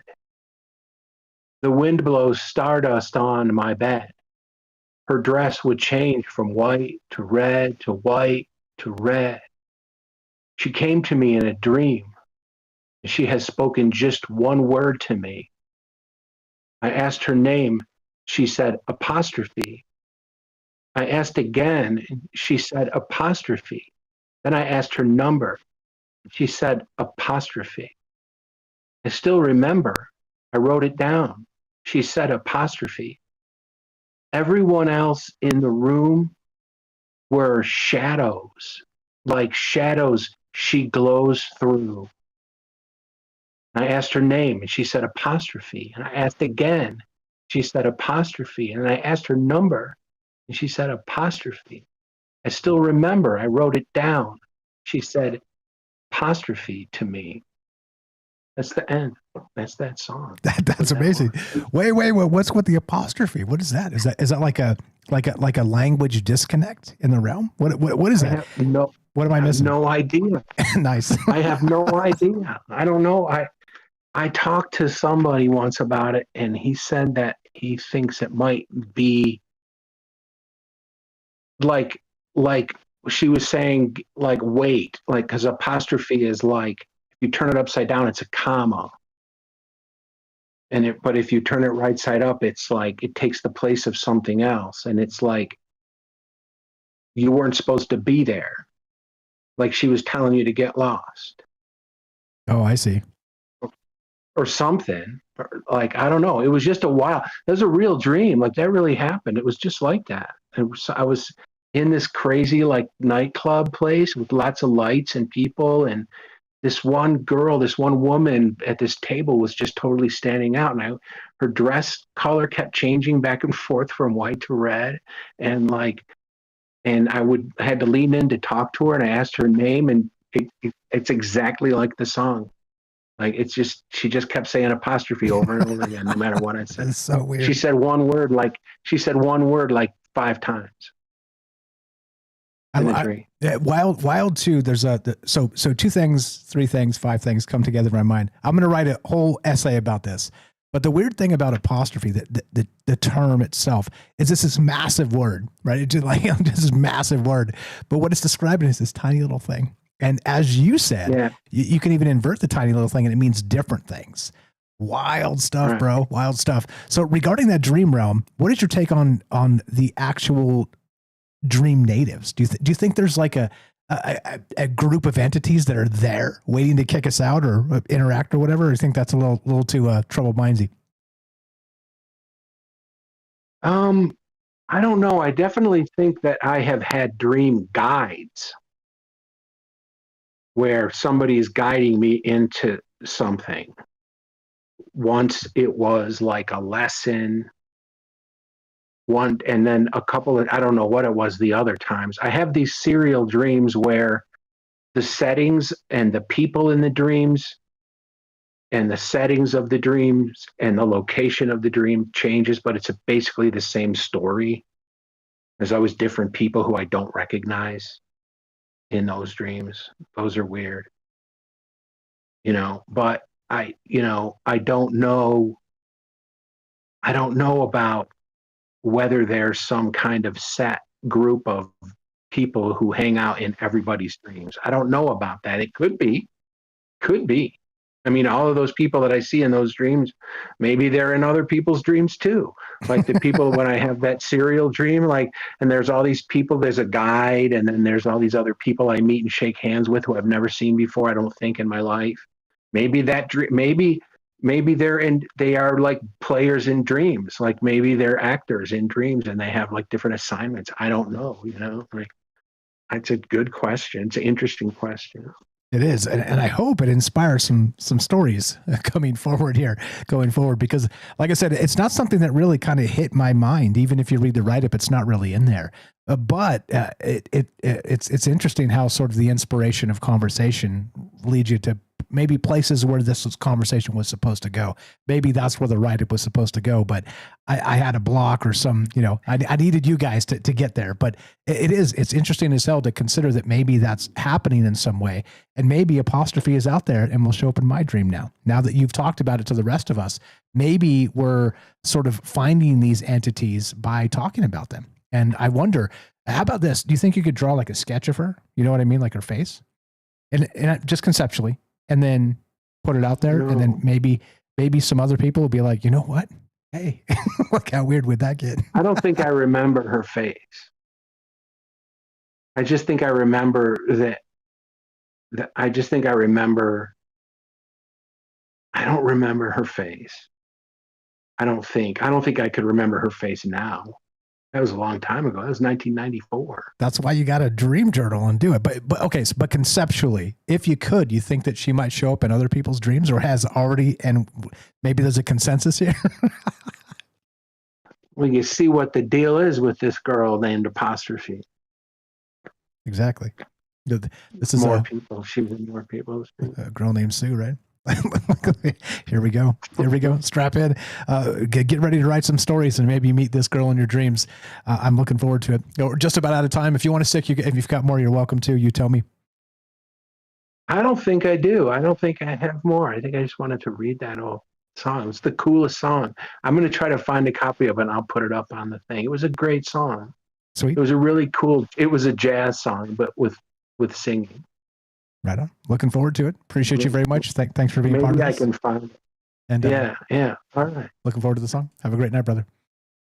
All right. Later. Thanks a lot. That commercial, Herschel. You know him, you love him. Again, troubledminds.org/friends. He's got the hottest link tree in the game. If you want to outdo him. But scroll down, troubledminds.org/friends. Scroll down. It says Hirsch. I can click it and check it out. Herschel. Boom. The hottest link tree in the game. Go follow him in all the places and buy his books and follow his podcast called Easytopian. And you can tell we've got a knack for finding very smart friends. And I'm blessed to be part of it. Thank you for being part of the conversation. And thanks for the call. And we're going to be right back. More Troubled Minds coming up. We got more from James and Shane. We got more from the Robert. Joey has his hand up for a minute too. Matt's outlined your calls as well. Here we go. Troubled Minds on the way. Don't go anywhere.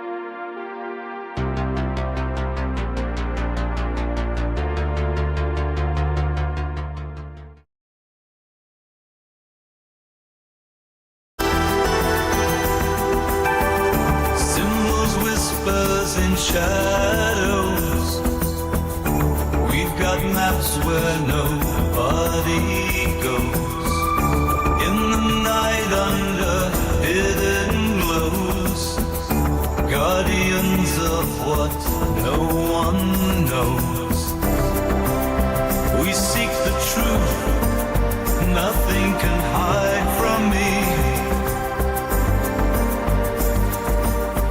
In cloaked silence we traverse the lines, through ancient scrolls in forgotten times.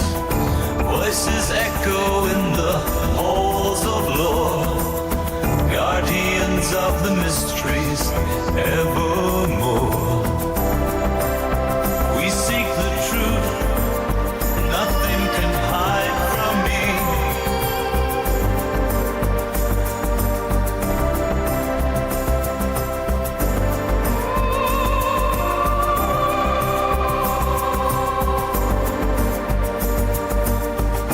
Shadows meet in cryptic disguise, our eyes sharp against the everlights. With silver threads we weave the stealth to guard the past, forgotten well.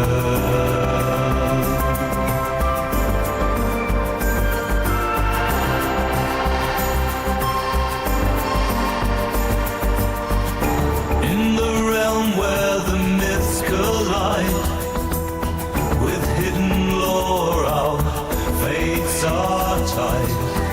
Signals bouncing off the astral plane, invisible codes that can't be tamed. We decode the stars under the midnight veil, a pagan serpents where midnight hail. In the echoes of time, where the legends lay, we tread the path where shadows play. With spectral eyes we discern the truth, unraveling tales from ancient youth.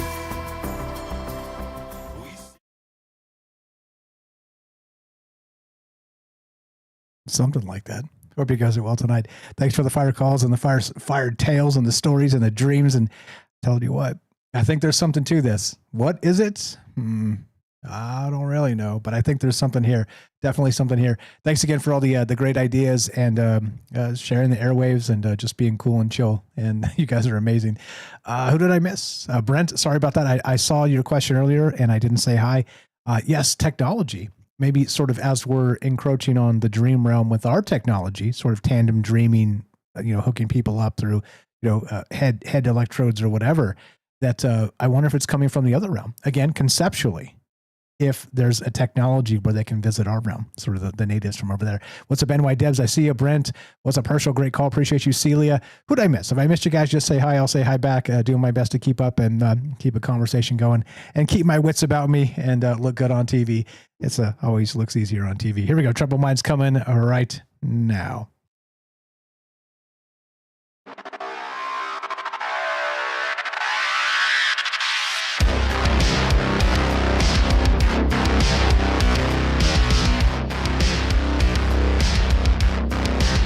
Welcome back to Troubled Minds. I'm your host, Michael Strange. We're streaming on YouTube, Rumble, X, Twitch, D-Live, and Kick. We are broadcasting live on the Troubled Minds Radio Network. That's KUAP Digital Broadcasting. And, of course, 88.4 FM Auckland, New Zealand. Tonight, what if dreams aren't just reflections of the mind, but access points to a shared, contested realm? Could shadow figures, recurring dream loops, and unseen hunters be signs of something operating beneath our sleep? And if some part of us never makes it back, who or what wakes up instead? Meaning, of course, that we can leave. Is it possible we can leave parts of ourselves in the dream realm? The plot thickens, at least conceptually. Remember, all the disclaimers, no truth, just ideas, just talking about the human condition and all the things we share, and dreams are certainly chief among them. Love to hear your guys' thoughts on this. We got some calls coming up. Appreciate you guys being enthusiastic about the dreams and all the other wild ideas we got. Back to James, if you got anything real quick. We'll go back to Shane after that, and then we'll get into these calls. Thanks for being patient, folks. Yeah, Ricky's experience with being tired and laying down in his dream and then waking up after falling asleep there. It reminds me of how, for most of my out-of-body experiences that I have, it ends when I get tired. When I feel like my eyes are starting to close and I get tired wherever I'm at. And sometimes, I'd say maybe about half those times that I have that experience, I'll wake up tired. I'll wake up feeling like I didn't really sleep much. So that does track to me. I mean, it seems possible that if we're somewhere else, then are we really sleeping exactly? What is our body doing here? And I think that can be true with the alternate parallel universe thing. I think that is also real based on experiences. And I always wonder, if I'm elsewhere, who is here while I'm out there? If I had spooky music, I'd play it. Ooh, something like that. Yeah, indeed. Exactly. Which goes back to the core of, right, who am I? Like, I'm me, you're you, together we're us, as I always say. But still, the fundamental question is, what does it mean to be a unique identity in a complicated world? It's, well, as I said, complicated. You're the best, James. Anything, Shane, on that or anything else you got? And we'll go to these calls.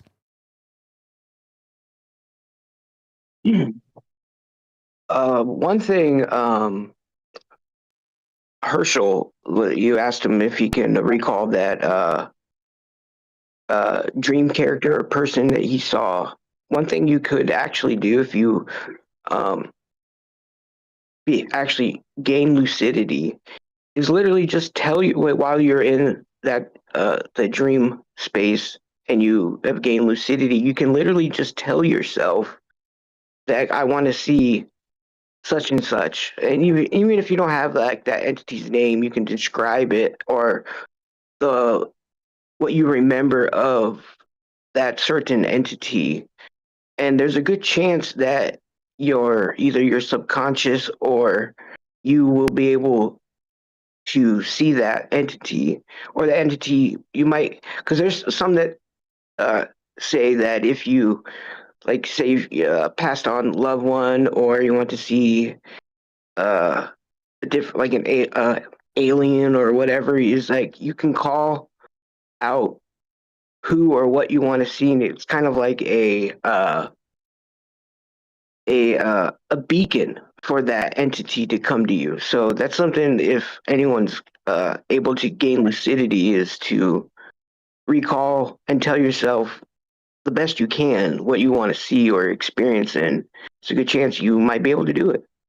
Yeah. Hey, if you don't ask, you don't get. Shout out Mama Strange. She always told me that. Like, you sit there wanting and don't raise your voice, then you're definitely not going to get it. So I think that manifestation, asking, that whole bit, sometimes you'll be surprised how, let's say, generous the universe can be. You just got to ask. Which CE5 and some other weird stuff that people have kind of been doing recently. I haven't tried it myself. Hey, I'm too spooked. When I finally do CE5, I'm going to do HemiSync, CE5, and probably DMT at the same time. So I'll probably take off to Mars all by myself. So anyway, just kidding. You're the best, Shane. And the Ouija board. Yeah, and the Ouija board. Oh, don't forget that. Oh. Yeah, I'll be sitting on the spirit board. One quick thing about the HemiSync is for it to work properly, you must wear headphones, preferably the earmuff over the ear style.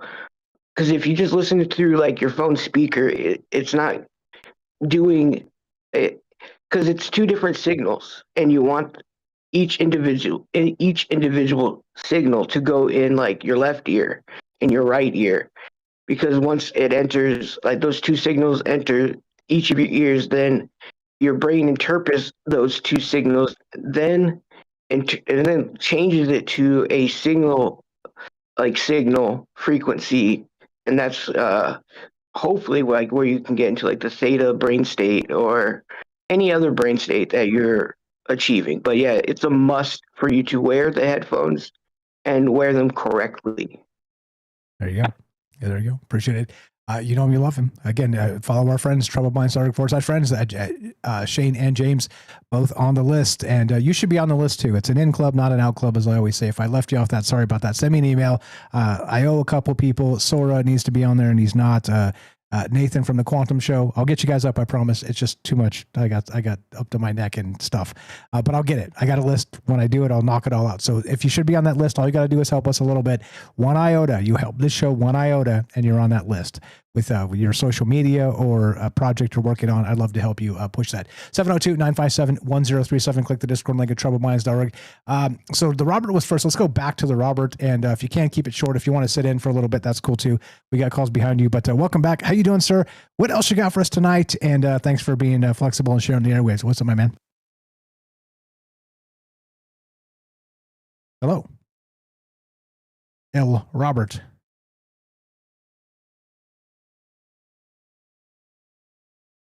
Test 1 2. He's dreaming. Yep. Lucid dreaming. What's up, El Robert? Maybe did he put up his hand and not want to do that? I don't know. Who knows? Who knows what's going on? But El Robert, are you there? All you got to do is unmute, and you should be good to go, I think. Test 1 2. Nothing. Yeah, that's one way to do it. Call on the phone line. We'll get you on there if you want to try that. That's probably better. 702-957-1037. Click the Discord link at troubledminds.org. A lot of ways to do this. Let's go to Joey. Thanks for being patient, my man. He put his hand up first tonight and waited till a little bit later. Welcome to the joint. How you doing, my man? And go right ahead. What's on your mind about dreams or anything else? Mike and James, y'all keeping it strange. You talking about dreams? Indeed.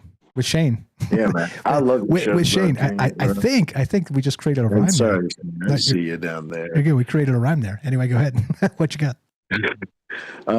Yeah, man, I love when you do the shows about dreams. Everybody's got them, right?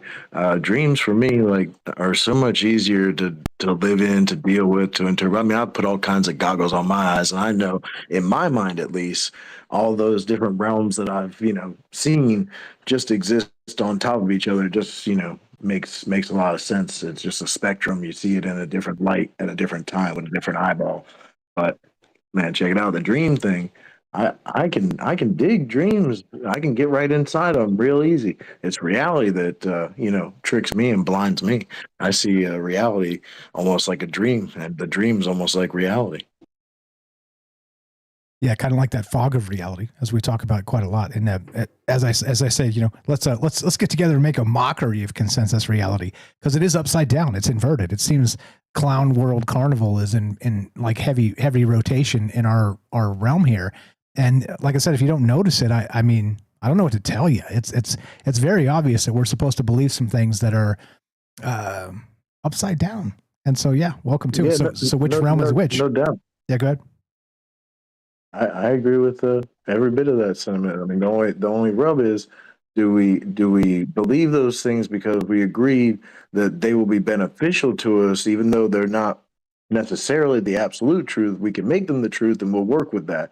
Or is it just that that's the thing that's been fed to us and we've agreed to it long enough that if we disagree to it at this point, we'll be negating all of our own beliefs that we've built into ourselves willingly, right? But is it just the fodder we've been fed? Or are we fodder for the fire or whatever? What's going on, man? Yeah, that's a good question. The dreams, can somebody get inside there? I don't know. Like, is it an open world like this is where somebody can walk over to yours if they have enough, gasoline in their dream vehicle, or is it like, just juice. inside of you? I tend to think when I'm there, I feel much more connected and able. Like I feel like the image that was painted by Christ, like my faith there is like I leaps and bounds. I can move anything around, and I know I'm in a dream. Nothing comes at me. And anytime something does, I really, understand that in a different light too. Like I was gonna read this dream again. I've read on the last dream show I remember being on, but I was looking through this thing. I actually found the journal. I had written all this down and I forgot about it the other night. I looked at this and I was like, oh man, that's the dream I told them about, but I know I didn't do it justice. So I would read this, but it's long, so maybe for another show. But in this dream, the first thing I said in the journal was last night in a dream, the devil tempted me. Because in that dream, I knew after everything turned into what it turned into, somehow I just knew I'm like, this is some kind of trial and I'm going to be given a choice here. It's a real, it's a real temptation that was put on me that just knew I would go for that temptation. And the things that I said, I never spoke aloud in real life, but they freed me in that dream. And I felt really vindicated when I woke up. I was like, damn, I got him. I won that trial. It doesn't always happen for me in real life. In real life, I tell the truth just like that. And the judge says, man, I understand, but damn, you shouldn't have told so much truth. All right, I'm going to give you some time, but because you was honest, I'll give you a little bit less. But man, honest dummy. Have you seen that? What is that one with Johnny Depp and he's in that movie? It's hilarious. He's like trying to explain to the judge. He's like a drug dealer. He's trying to explain to the judge that he throws out the old Bob Dylan on him. Is it like the lines are are just imaginary lines? They're not really borders, and the plants are just actually plants. They're not really drugs. And the judge, the judge is like, "No, I'm sorry. Those borders are very real, and those plants are narcotics, and you're going to jail." Anyway, I can't remember the name of that movie, but it's awesome. Whatever that movie was. It's I think that's called Blow. Oh yeah, Blow. That's right. Oh, that's right. Totally. What else? Yeah, man. Like, go ahead. Dreams come like sometimes people have told me dreams, and I listen to the dream, and it's really easy to see some kind of something there. But every time I share like my opinion on somebody's dream, they always end up culminating like not the opposite, but some other thing. And I'm like, that's probably more like what it is. Like that, I'm glad I could like help you stimulate to what the hell that dream meant for you, because dreams can be tricky.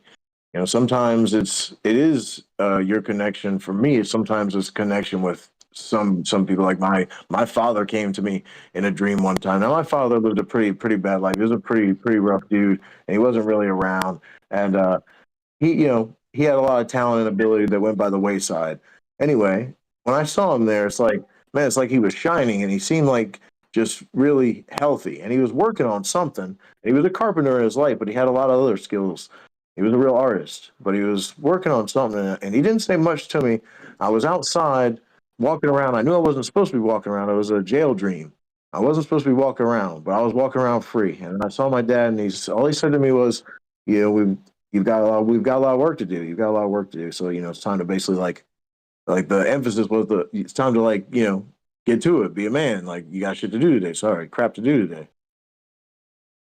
As it was a real poignant thing, because he never said anything like that in my life, and he certainly didn't live it. But he did uphold the example of doing what needs to be done versus upholding himself as a person. So I saw that in that dream, and then likewise I saw my grandparents coming in. I heard another listener speaking, talking about going to a house that was like that house, but it was a little different. It was my grandparents' house, but it was like different. And my grandparents were at odds their whole life, but they were kind of like, at odds in like, I want to kill you way. Whereas in the dream, they were at odds like, oh, I love you, you goof kind of way. And they were pretty much on the same kind of page. Like there's work to be done. There's things that need to happen. So sometimes I think people can come and talk to you or touch you, but entities, whatever those are, sometimes they might just be the person that upholds that part of the spectrum. So, it stays together. They got a job to do. Who knows? I don't know. I haven't really been visited by entities.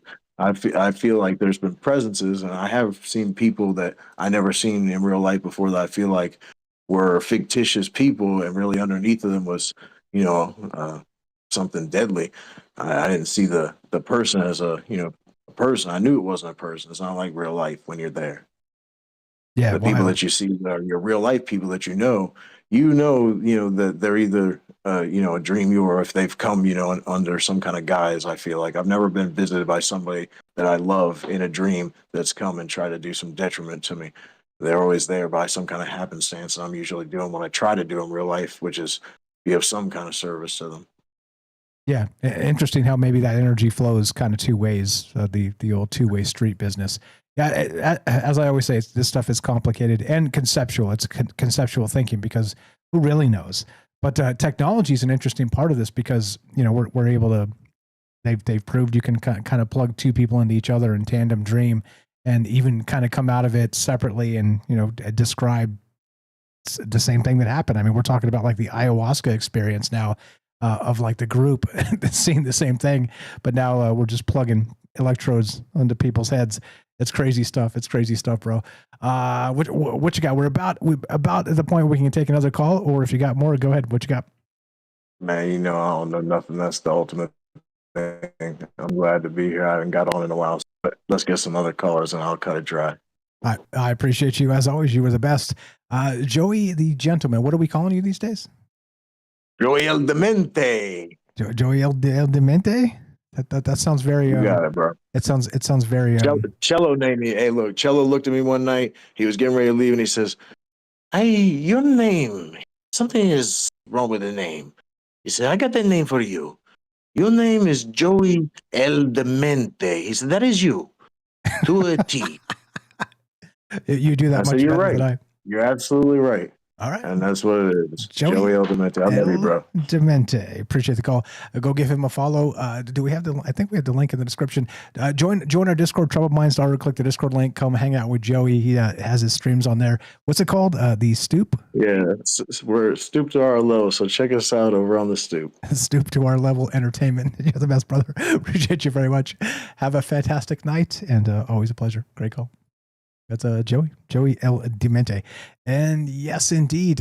Thanks for calling back. Matt Sal, if you're still there, aim for the top of the hour if you got the time for us. Sorry about that. He had his hand up, hand down, hand up, hand down. My bad on that. Let's go to the Robert on the phone line. Thanks for being patient and with the technology and doing all things. El Robert, you're on Troubled Minds. What's your brother? Go ahead. Yeah, I'm sorry about earlier, but I don't know what was going on. I tried to unmute, and it just didn't work. That's okay. No problem. What Ariel's friend was talking about, I'm sorry, I didn't get his name. He briefly mentioned the idea that dreams could be your other life in a parallel universe. And it brought to mind a memory of mine, which is about the first mid part of this decade, where I was having this frequent dream of coming out of a corner bar, and I was on my lunch break, and going up to this, industrial gated place. It was some kind of machine shop, and I was working there. And the thing is, it was me. I was wearing clothes I had not, in this life would not recognize. And the thing that was really troubling me was I couldn't find my car. It was missing. Now, the reason I bring this up is because I've had this dream also on repeat. And I'm thinking to myself that maybe I was visiting a parallel, the Robert, who frankly probably couldn't write a sentence all right, who worked in some place and found out that the best way to have his lunch break is to go down to the corner bar and drink it. I do not recommend that, by the way. No, I've never done that, so I'm just saying, because I had that dream on a rotation in the middle part of this decade, that I can see what Adrian's friend was talking about, the possibility that sometimes when we have repeat dreams, we've entered into our parallel existence. You know, the idea that you're entering a life that you're leading, but in a parallel universe. Yeah, which draws you back to it because there is that connection, that entanglement or whatever. Shout out Kelly too. He's told us about this dream, this recurring dream that he's had. He's just had it over and over and over and over again. It's bizarre how the dream realm is fractal sometimes, and we have these weird schizo level dreams, and I mean that in the meme way, not the true way. Schizophrenia is not funny. Just to clarify, but it's weird. But then sometimes some people are very structured and very, again, repetition, seeing the same things over and over again, and those tales within your dreams. It's a bizarre thing. And why do those things happen? I don't know. We've talked about this quite a lot, and we'll talk about this quite a lot in the future because it's inexplicable. It's one of those things where you can't really quantify it because the dream, right? We wake up and it's gone. And so if we don't talk about it, then what are we doing? I think the inversion process of education will become the dream realm in the near future. And the idea of that dream that I'm talking about is from two different angles. One, I'm that person, this other person, that's me, but I'm also observing me. And vice versa. You observing, you observe yourself. Let's see what I did there. yeah, I see what you did there, and you hit it on the spot there. That's really what it is. I just wanted to call back and because I really think that's an interesting subject in itself, the idea that sometimes we go into a dream where we dream of ourselves in a parallel universe, doing different things, that living a different type of life. Yeah, sort of that go ahead. Like for you could have you could be living in a different universe, a parallel life, and be a road worker, or whatever I was doing in this parallel universe was totally foreign and alien to me in this one. Yeah, in some universe out there, there's the best of me, and that guy has retreated to the desert and built with his own hands a bunker, and he's living there, and nobody knows he's there. That's the best of Michael Strange. Let's hope he's out there somewhere on an alien planet. Or maybe he was ahead in a tech thing, and he's a tech billionaire. Ooh, that's scary. That's scary. Then you become a target. All the wackos out there think you're into some weird stuff. Anyway, let's hope that Michael Strange doesn't he probably exist. would be. Yeah, he probably would be. Right? Why not? Hey, if you got all the billies behind you and you're a weird tech billionaire, clearly you're into some weird stuff. Yeah. Shout out to the weirdos. Okay, Michael. I know it's going to break, and I'll get off now and let other callers get in. I just wanted to bring that in. You're the best. Good night. Appreciate the call. L. Robert, me loving the Robert. Again, troubledminds.org/friends. Scroll down. It says the Robert. Of course, it is the Robert because, well, that's what he's known as in his writing group and affectionately as a mentor to us all. Check it out. Go check out his book, The Robert. It's called Stories from a Fractured Mind, The Robert Collection. I know it because I've read it. And full disclosure, he sent me a couple copies. He does not pay me to say it's good. It just really is good. Please go buy the book. Go check it out. We're talking dreams tonight. And how weird does it get? Not only that, and this is sort of a spontaneous part of this. Again, if you go to the write-up, it's kind of talking about contested territory, dream realm incursions of us moving into their space, maybe dream natives moving into our space, conceptually. Like I said, everybody relax. However, as the Robert was saying there, maybe there's sort of as I've called these brackish realities, and maybe the dream realm is a way into that multiversal space. Maybe I can go meet the weirdo Michael Strange that's retreated to the desert and built a bunker with his bare hands out of cactuses and rocks. Yeah, that's where never to cook him with gas. Love to hear your thoughts on this. As usual, no answers, just more questions and ideas as part of it. But how weird does it get? Because the conversation turned into, is there such a thing as a dream native? In the dream realm, entities that live there. First question. Lots of questions as we go. But the second part of this is, if that's the case, conceptually, can they visit us like we can visit them? So it's on my mind tonight. Normal, weird, troubled minds style stuff. That's what we do. More from Shane and James when we get back. We got Matt Sal coming up in your calls as well. What do you know about it? Regarding the dream realm, is it contested territory? Meaning, if we go there, do they not want us there? And can a lucid dreamer actually turn parts of their reality inside out? And if it's reciprocal, is that how we define the Mandela effect? I don't know. Be right back. More Troubled Minds coming up. Don't go anywhere. Be right back.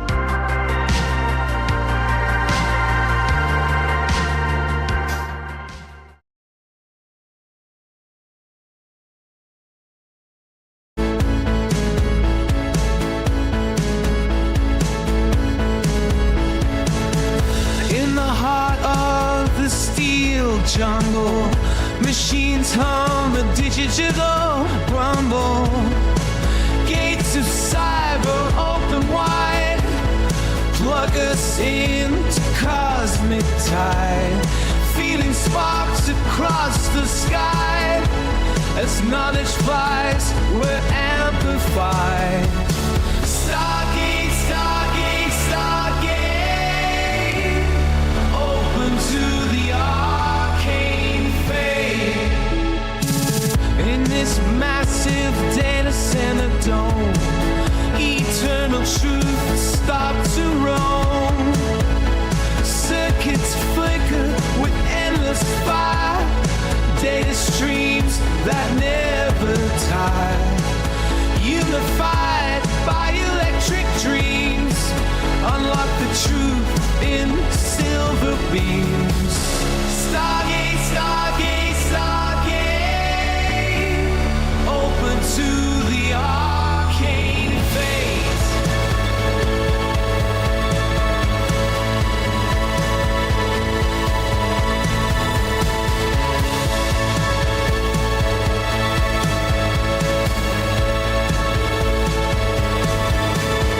Synthesize what we seek and find. Infinite paths in the network mind. Answers buzz from star to core. Knowledge whispers evermore.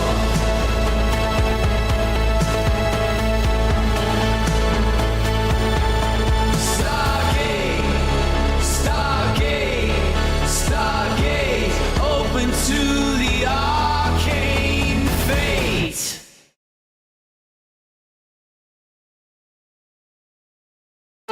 In realms where the data streams collide, imagination and logic side by side.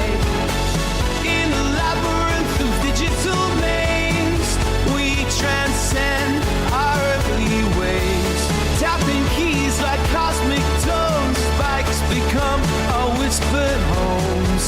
Stargate, Stargate, Stargate, open to the arcane fate. Hell yeah. What's up, guys? Hope you're doing well tonight. Just talking wild things by Dark of Night. What's up, David from Magic and the Noise? I see you there. If I missed anybody, just say hi. I'll say hi back, trying to keep everybody involved here. We got Matt Sal coming up. Molly, how you doing? What's up, Don Herschel? Great call. Joey, great call. Good evening, Sweets. Gaston, I see you. The Robert, great calls. The plural. We got Jeff and Wisco. Welcome to the joint, brother. How you doing tonight? Roving Fungus, APOC, and of course, Ricky. That great call as well. You guys are the best. Who'd I miss? Puff, Gordo, lighting on fire in the chat. North Vixen over on Rumble. What's up, Ephemerance? Cubs Future, welcome to the thing. Hey, thanks for hanging out. YY and Hiker is slaying it over there. Boss Babes making sure everybody stays in line. Don't try it. Don't even try it. What's up? What's up? Yeah. Who'd I miss? If I missed you, just say hi. I'll say hi back. Sorry, I meant Brent. I missed Brent earlier, but I'll say Brent twice and thrice, and more than that as necessary. And who did I miss? What's up? What's up? Mr. Mission Control. Good evening, guys. NY Debs. What's happening, folks? Yes, spellcasting. Lots of ways to look at this, right? I don't know. Yeah, I don't know. Per usual, right? Isn't it? Well, I'll save it for the proper show. Yeah. What do we got? Who's there? Celia, how you doing? Good evening. What did I miss? Trying to get everybody. Oh, Taxi Graveyard. That's who I missed. Yes, over there on Kick. How you doing, buddy? Yeah. Love to hear you say, hey, Mike, you missed me. And I'll say hello. Good evening. Welcome to Troubled Minds. All right, here we go. We got more coming up. We got Matt Sal, more from James and Shane, and then your calls as well. Love to hear your thoughts on this. It's a wild idea, of course, but that's really my game, so it's okay. Everybody relax, and everything's gonna be just fine. All right, here we go. Troubled Minds happening in about 10 seconds, so hold on to your butts. Here we go.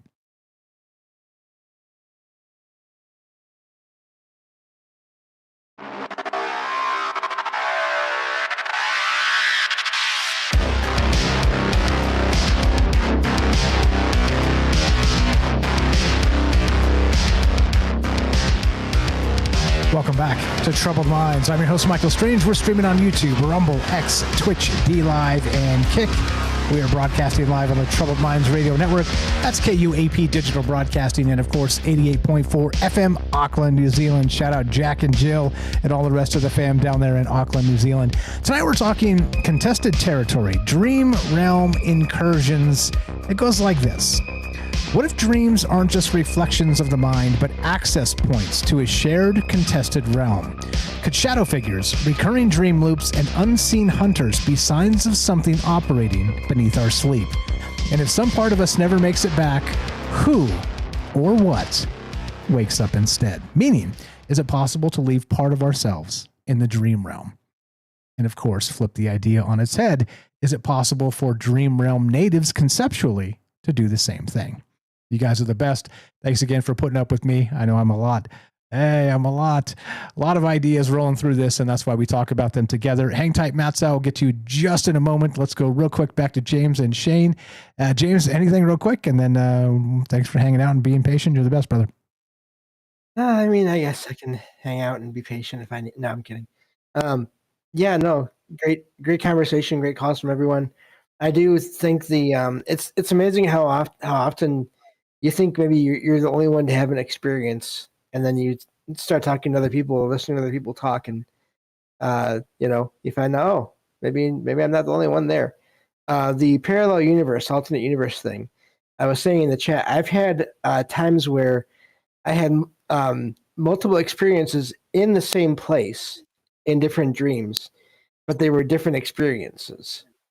So that's another factor in all this. Also, when it comes to the whole dream police thing, or the sort of having others there that realize you're not supposed to be there, I've heard of similar encounters with loved ones where they seem surprised to see people when they appear in their dreams.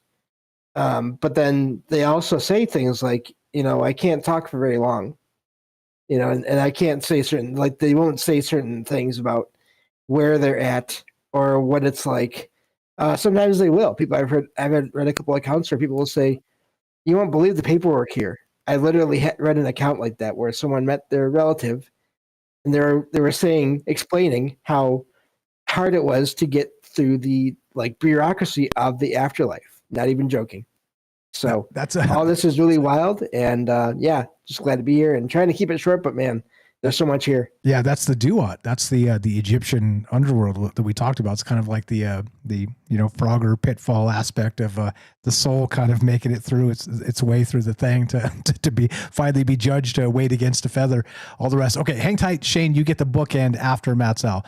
Matsal's been waiting a long time. He had his hand up, hand down, hand up, hand down.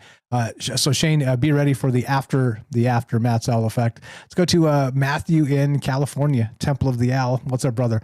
Matt's Al, how you doing, my man? Welcome to the joint. What is on your mind tonight? We're talking dreams, and I know that's a favorite of yours. Go right ahead, sir.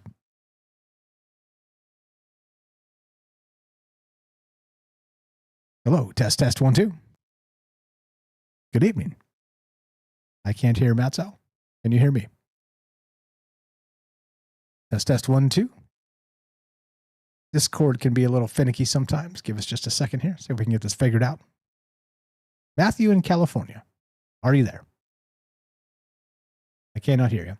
Also, just a reminder, if you are jumping in and want to talk on Discord at all, you have to reset Discord before you pop in here. Just a reminder to everybody. I'm not sure if that's the issue here, but if your Discord is not updated, it does this voodoo type stuff where, yeah, it was the plague of me for like 2.5 years till I finally figured it out. I was like, oh, that's why everything always breaks.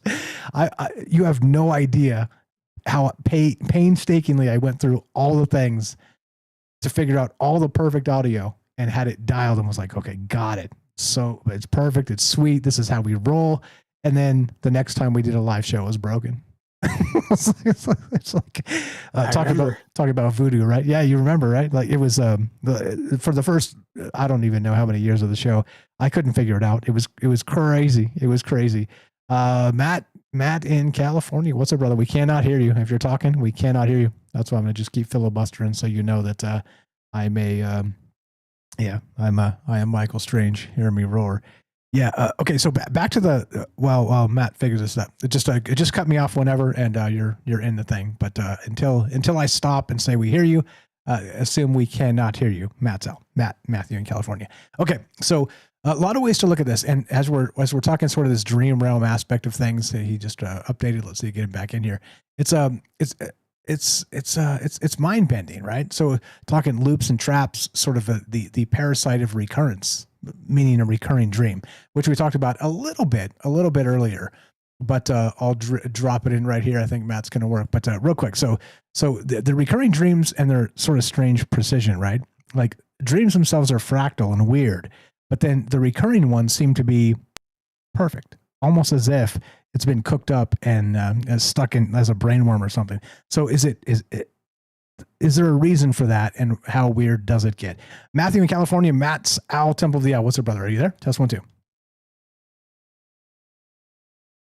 Test 1 2. Nothing. Nope. Nothing. Yep.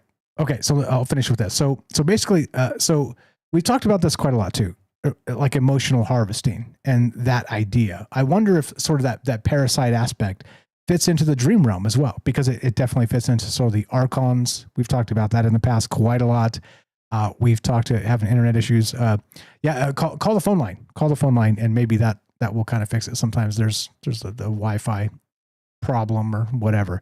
But yeah. So we've talked about Monsters Inc. That whole bit, right, where it's like sometimes they're farm in that case they're farming the screams of children, right? They come through the door, the portal, and they scare the children, and then they collect the scream and then take it back to their society. I mean, it's very dark. It's a very dark idea, but I mean, it's such a good children's film. It's so good, but you get what I mean. And the question becomes, I did a whole thread on this on X. If you guys follow me on X, I recommend you do. I don't post a lot these days because I'm just so busy, but you get the meaning. There's a lot of things you can look at in different ways and recognize how we're stuck in these systems. And these systems are sometimes not the best. Like I said, the inversion process of all this. Sorry to keep you waiting. Shane, if you got anything on that or anything else, and then as we get Matt Sal worked out on the issue here, he just waited a long time. I didn't want to make him wait too long. Go ahead, brother. What you got for us tonight? Sorry to keep you waiting as well. No, it's all good. There's one thing that I've been putting in my pipe and smoking just kidding. But a lot lately is what you were saying about sharing, dream sharing, or having the entities come and visit you. We know that for us to experience a dream, we have to get into REM sleep, which also we need to get into delta brainwave, which is between 0.5 to 4 hertz. Now, I believe that we, as individuals, and all entities have their own. I don't know how to say frequency. Like, say, Michael Strange, you have a 0.777. That's hertz frequency. And Shane, me, I have a 0.888. And if we want to share a dream, we have to get onto the either one of the others. Like if I get on your frequency or a same frequency. And I think that also goes with entities that come and visit us. Now, I feel maybe in the future we can have some type of technology that can, one, tell us our individual frequency, and if we want to share dreams, that somehow we can, tonight we're going to set, 0.8888. You do that, and then we meet up in the dream realm. So I think that's, we haven't figured it out yet. I don't know if that makes sense, but in my head it does. That makes perfect sense to me. So I think eventually too, it'll be sort of in the ether. You'll be able to sort of program the quantum foam to resonate in just a particular way to like cause that level of dream perturbations that cause us to maybe meet in the same place at the same time. Like maybe synchronized dreaming. Everybody fall asleep at 9 p.m. Pacific time, as your time zones allow or whatever. And then we'll do this quantum foam perturbation with our actual technology. And then, maybe I think this is the type of stuff that, as usual, we have yet to discover and determine. But I don't think conceptually that it's ridiculous. I think that there's probably a lot here. As I said, the technology has progressed to the place where they're putting two people in a bed next to each other, putting electrodes on their heads and sort of syncing them in a particular way. That just scales. And when that scales, maybe you could do it to not just an entire hemisphere or the globe itself. We're not all sleeping at the same time. Damn you weird, dirty East Coasters, you time travelers. But you get my meaning here. Maybe this is what's coming. And Brent said this earlier in the chat too. What if it's the other way? What if the time travel, or not time travel, but what if the technological aspect of the dream realm is those natives inside the dream using technology to get back to us too? Imagine, man, like there's a lot here. There's a lot, again, just conceptually blows my brain up. I hope it's blowing your brain up too. What you got on that? Well, I don't know. Just like I said, I think we're not quite there yet, but I think people have the capability of already doing it, because there are cases where people have, had the same dream, and especially like loved ones who are very close with one another. Now, how far away are we? Who knows? Maybe they already have some, because they already have technology that allows us, or that to aid people into lucid dreaming with like certain light frequencies, and it's like a mask, I guess. But yeah, it's pretty wild. Strap in, because the next 5 to 10 years might bring it to be true. With Elon saying again, the Neuralink is, you're going to be able to download your dreams and watch them like an HD movie. It's going to get weird, bro. It's going to get weird. You're the best. That would be cool to do, but yeah, some dreams you do not want out. True that. Exactly. The dystopian future, right?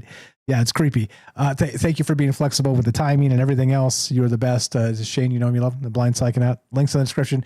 We'll talk to you before we finish. What's up? We're gonna try Matt's one more time. See if it's the Discord or what's happening. He's on the phone line 702-957-1037. Click the Discord link at troubledminds.org. Let's go to Matthew in California. What's up, brother? You're on Troubled Minds. Test 1 2. Can you hear me? Hey, Mike. Can you hear me? Loud and clear. Matthew. All right. Sorry, That's okay. That's okay, my man. Discord's been weird. It happens.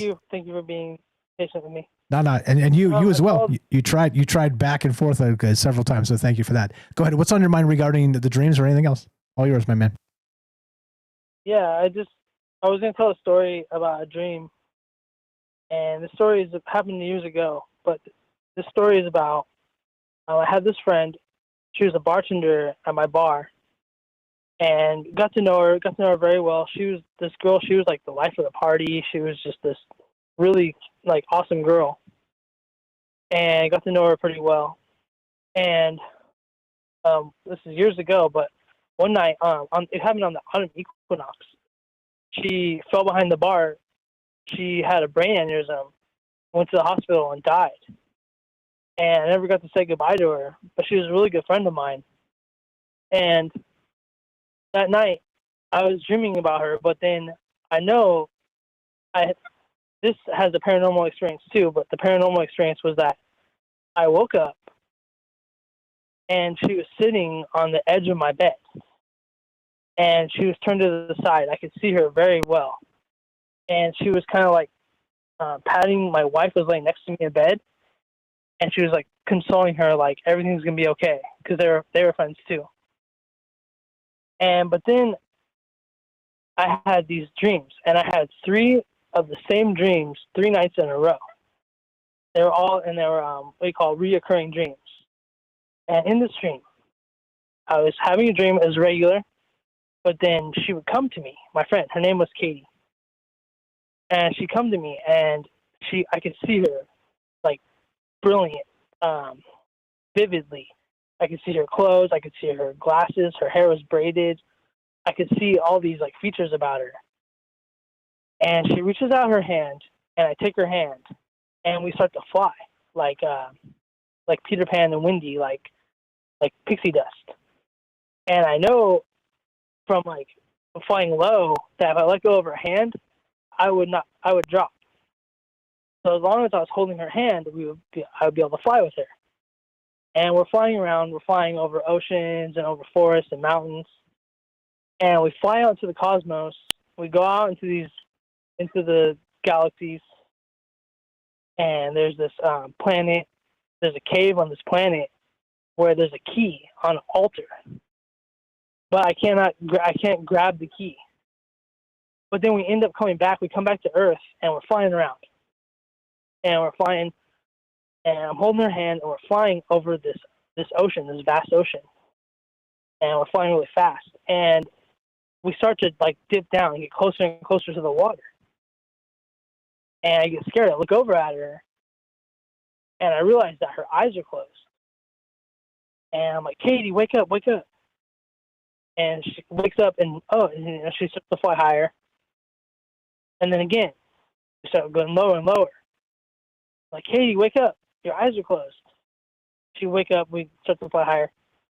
And then we fly lower and lower. We get down to the water. And I would yell at her to wake up. But then we would hit the water. And then when I hit the water is when I wake up in real life. And I always wondered, I was thinking about that, telling that dream story, because I was thinking about, I think it was Shane that was talking about the dream police and how you can't do too much. Like, there was too much going on, and they like stopped her from having that like shared dream with me. Are you following me? Yeah, follow you 100%. And again, sorry for the loss of your friend. That's horrific, man. Young people dying like that is just it's one of the worst things about humanity here is the random accidents of something like that. And why I always say, look, it's very important, guys. Don't start to live if you're not already. Like, tomorrow is not yours. Nothing's guaranteed. And Katie, you said is her name? Yeah, this is a long time ago. So still, it plays. This is part of being human. So I wanted to say, hey, Katie, if you're out there listening, we're talking about you, and keep flying and keep dreaming and being part of this. But yeah, that whole bit is, I mean, I do wonder. So you hit the cold water, and then you snap your fingers and you wake up. Did you get like a sensation of that sort of like you hit cold water? Did you wake up in like a cold sweat or anything like that? Did that? It feels like that really would have been part of that aspect of the dream. Just me extrapolating on what you said, maybe or maybe not. Yeah, like it was intense. Like I knew we were gonna crash into the water, and that was I might have died. But then I woke up in real life, and I was thinking about like, is there some sort of like cutoff to like how long can a person, if that was like a shared dream between like me just being asleep in the dream realm and a person that had passed on and was like somehow altered states of consciousness going up or down, connecting and having like a shared dream with a person that has passed on. And there's stories about, I've had dreams about other people that I passed on as well. Like where I have time with them again. And, stories about, we hear the stories about people that I passed on and they're in our dreams.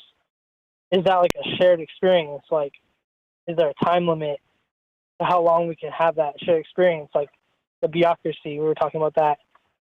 Is there a cutoff for how long we can have together?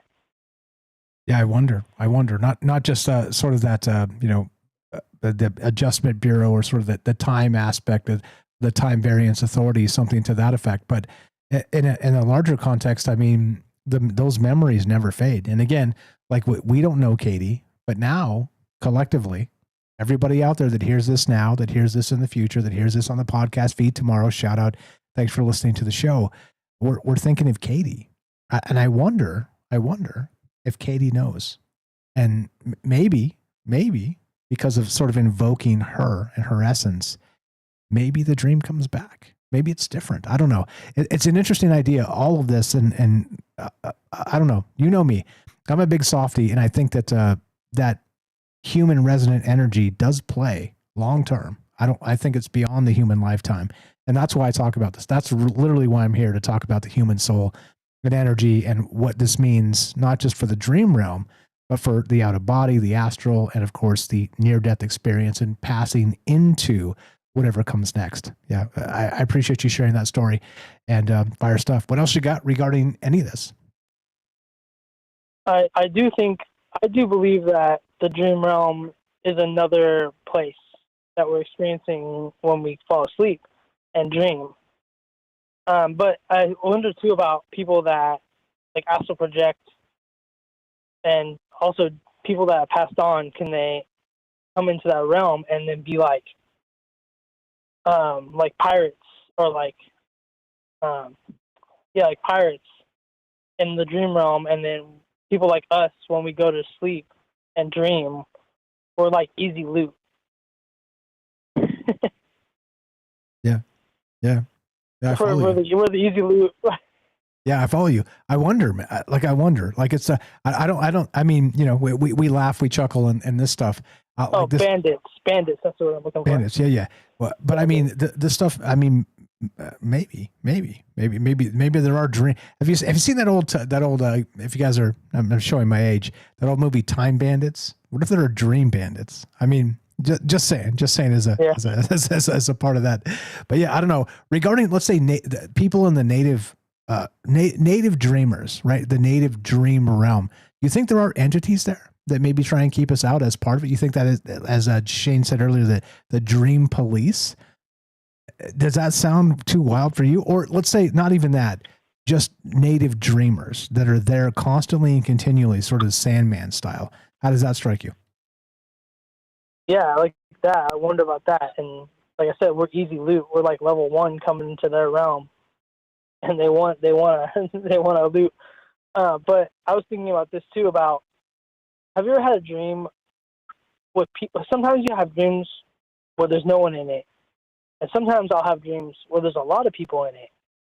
And sometimes I won't remember the people in my dreams, but sometimes I will. But sometimes I'll have these dreams where it will be a person, but that person will be like 3 people I know wrapped into one. Like, it looks like Mike, but it acts like Night Stalker and James. Have you ever had anything like that? No, actually. So the weird thing about me is I don't remember a ton of my dreams. I wake up and I have like this weird sort of, it swirls out of me super fast. And if I don't instantly try and recognize what it was and make sense of it, then it's gone. Like I'm one of those guys that I can have like the most banger dream and then it's gone instantly. And I forget, like I have like this high forgetting threshold or low forgetting threshold for that type of stuff. And so the question earlier that was asked of me is, what's the most poignant dream you've had? Bro, I can't remember. I'm sure there's some bangers, but I just can't remember. But that's wild that we're sort of mixing personas in the dream realm of people that may or may not exist. I don't know. Wild stuff, man. Yeah. And then I was going to say, keep a dream journal. I love talking about these topics. Thank you, Mike, for having me on the show.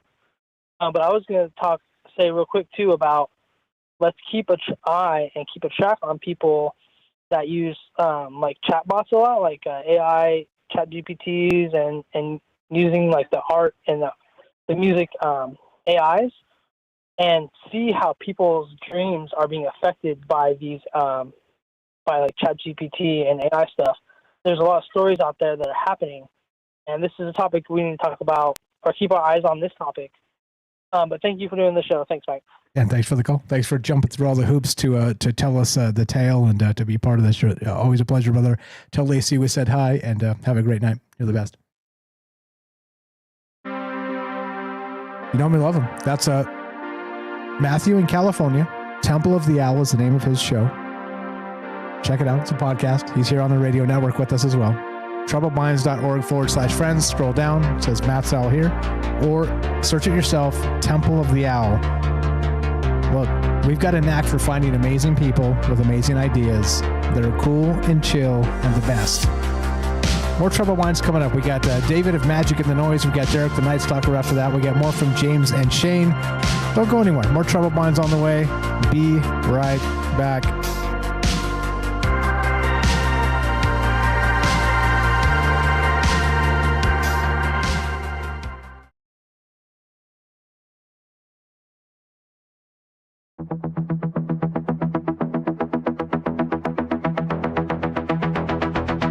Crazy colors swirling, got the laughter in the air. Just as in the night, they weave magic everywhere. Clowns that juggle dreams, wild world is in despair. Nothing's quite as certain when reality's a game. Chaos in the corner, whispers calling out your name.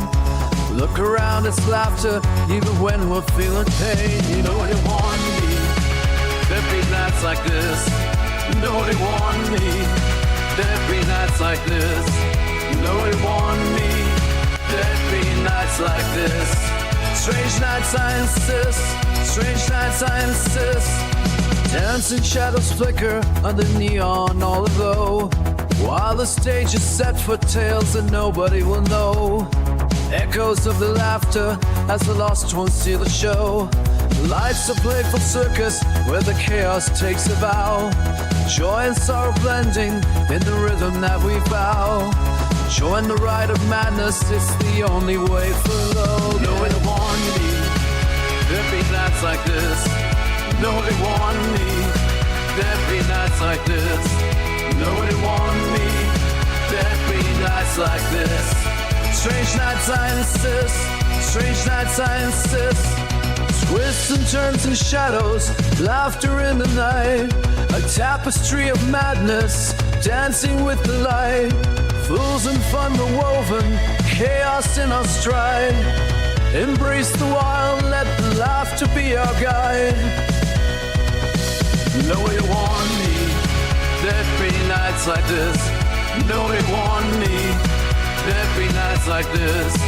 No way to warn me, there'd be nights like this. Strange nights I insist, strange nights I insist.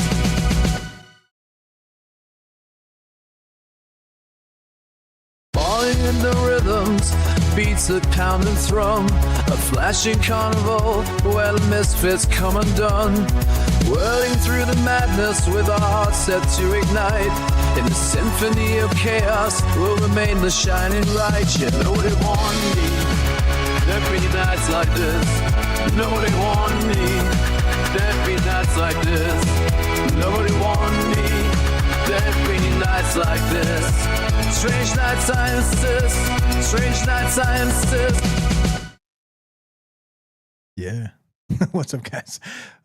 Thanks for sticking with me. It's late, and you dirty East Coast time travelers, I'm really sorry it's super late. But, you can only do what you can do. I can't move the sun and the moon, so I'll just keep being Michael Strange instead. Hope you guys are well tonight. And yeah, what is it? I wonder if EMFs affect dreams. I shut off my internet every night. It says YY over on Rumble. And I added, or gravity, or the noosphere, or the Schumann resonance. I mean, I wonder what kind of this type of stuff does affect the dream realm. It's I don't know. I don't really know, but I imagine that we're probably way more sensitive as people, as antennas, than we think we are. And so, yeah. Anyway, this one's for Shane. Put that in your pipe and smoke it. Here we go. Troubled Minds happening now. We got David from Magic and the Noise, Derek the Night Stalker, more from James and Shane, and we'll wrap it. Here we go.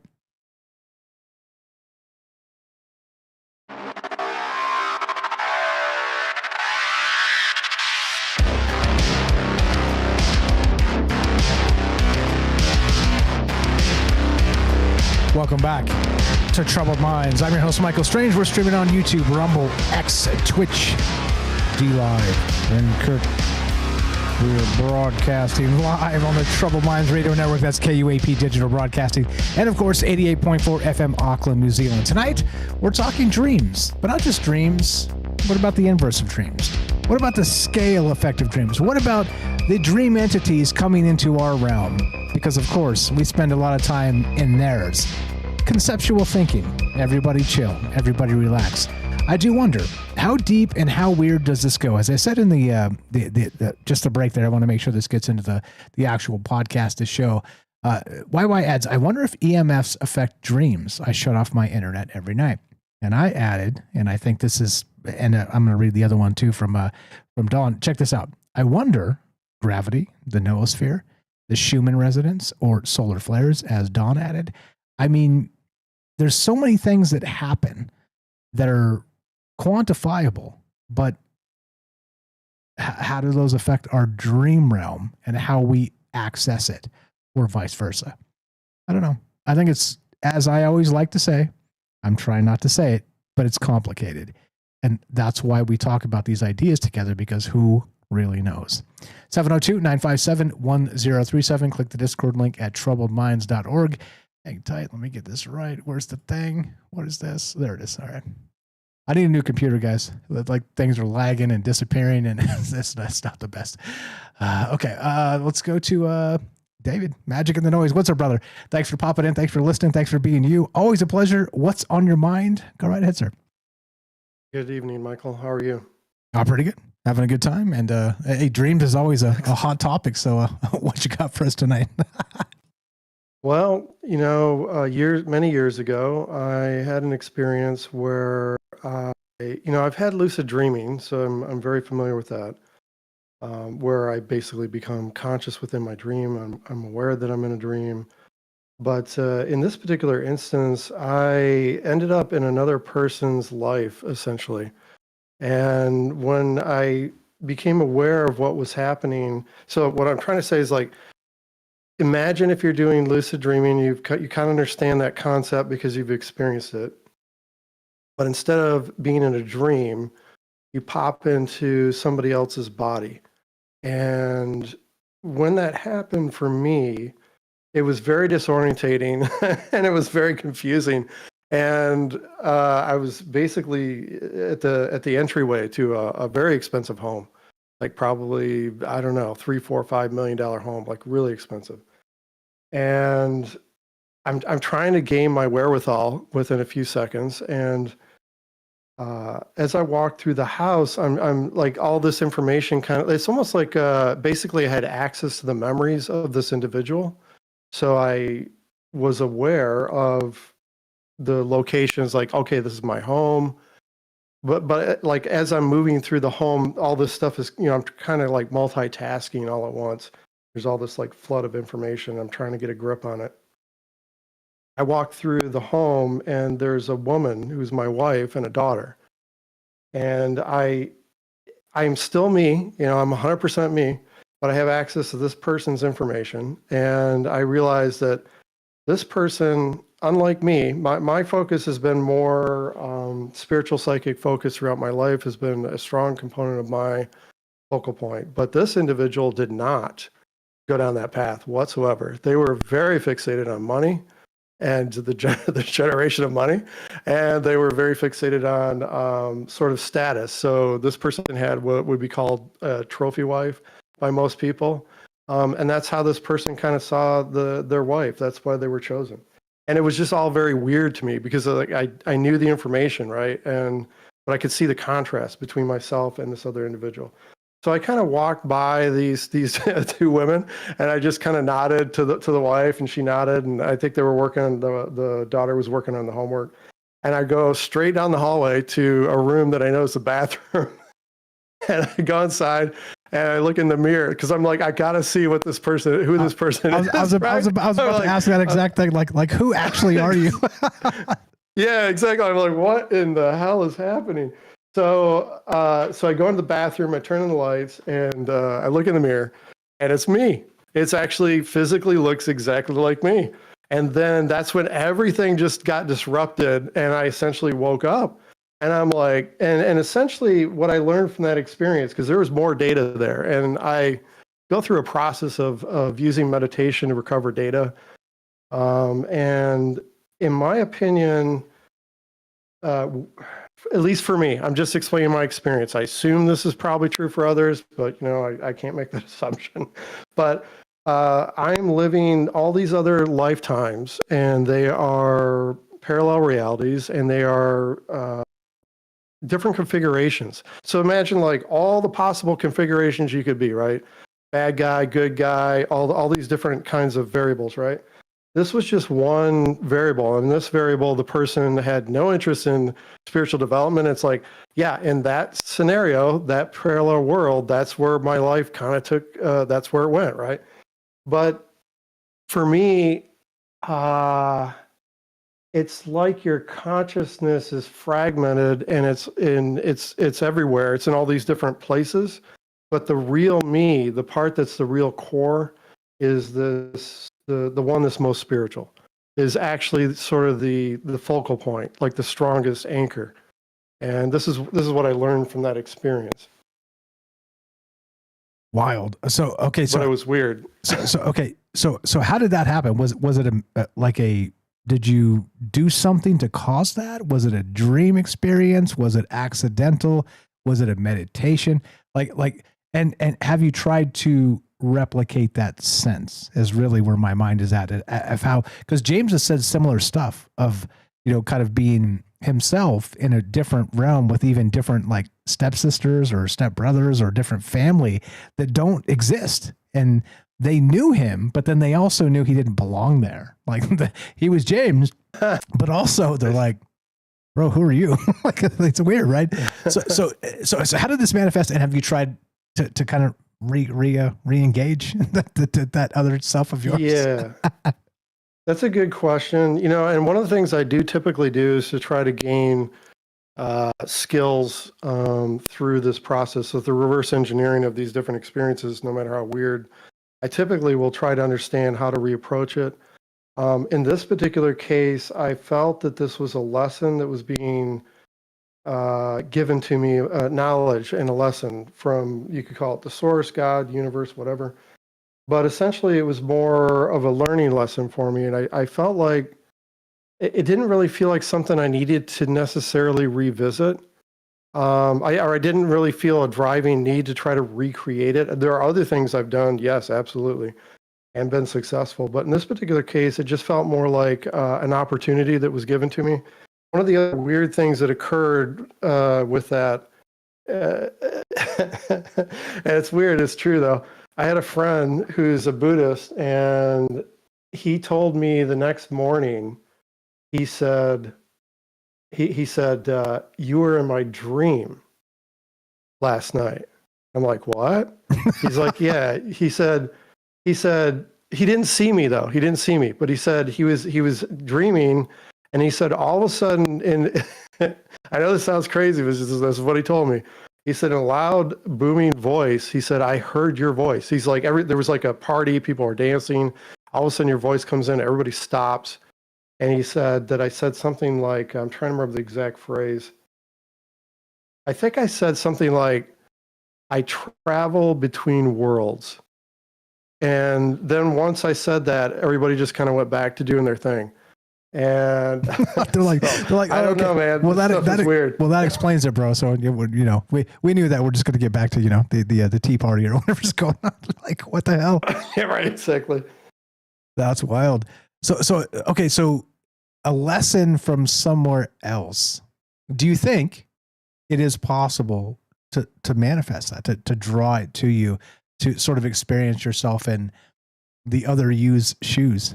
That's a t-shirt. The other use shoes.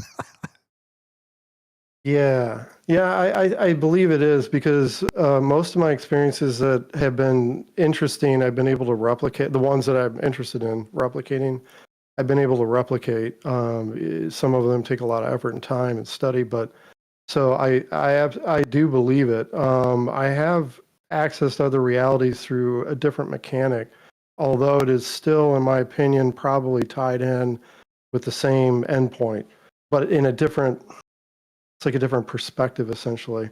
So I'm just saying, based on those experiences, I would tend to believe that it would be reproducible. I think that the harder part is, to a degree, is to do that through the dream mechanism repeatedly. Like, the things that I do typically are in a conscious state. They're not, I don't try, I mean, I have tried to induce lucid dreaming and train myself and all that kind of stuff, sure. But I'm saying the bulk of the things for me that are quite extreme tend to be in the waking state. And so I tend to want to approach it more from that direction if I can. Yeah, I follow you there. It's one of those things, like I ask those questions because I'm clearly, obviously fascinated with it, but it also terrifies the hell out of me. Have you ever had like a weird space where you kind of dipped off and into remote view or this or that, or found like that sort of space where you were in your other self and looked in the mirror, whatever, and you came back and there was a detrimental aspect to it? Is there any negativity here to kind of searching for that level of connection to the source or whatever it is?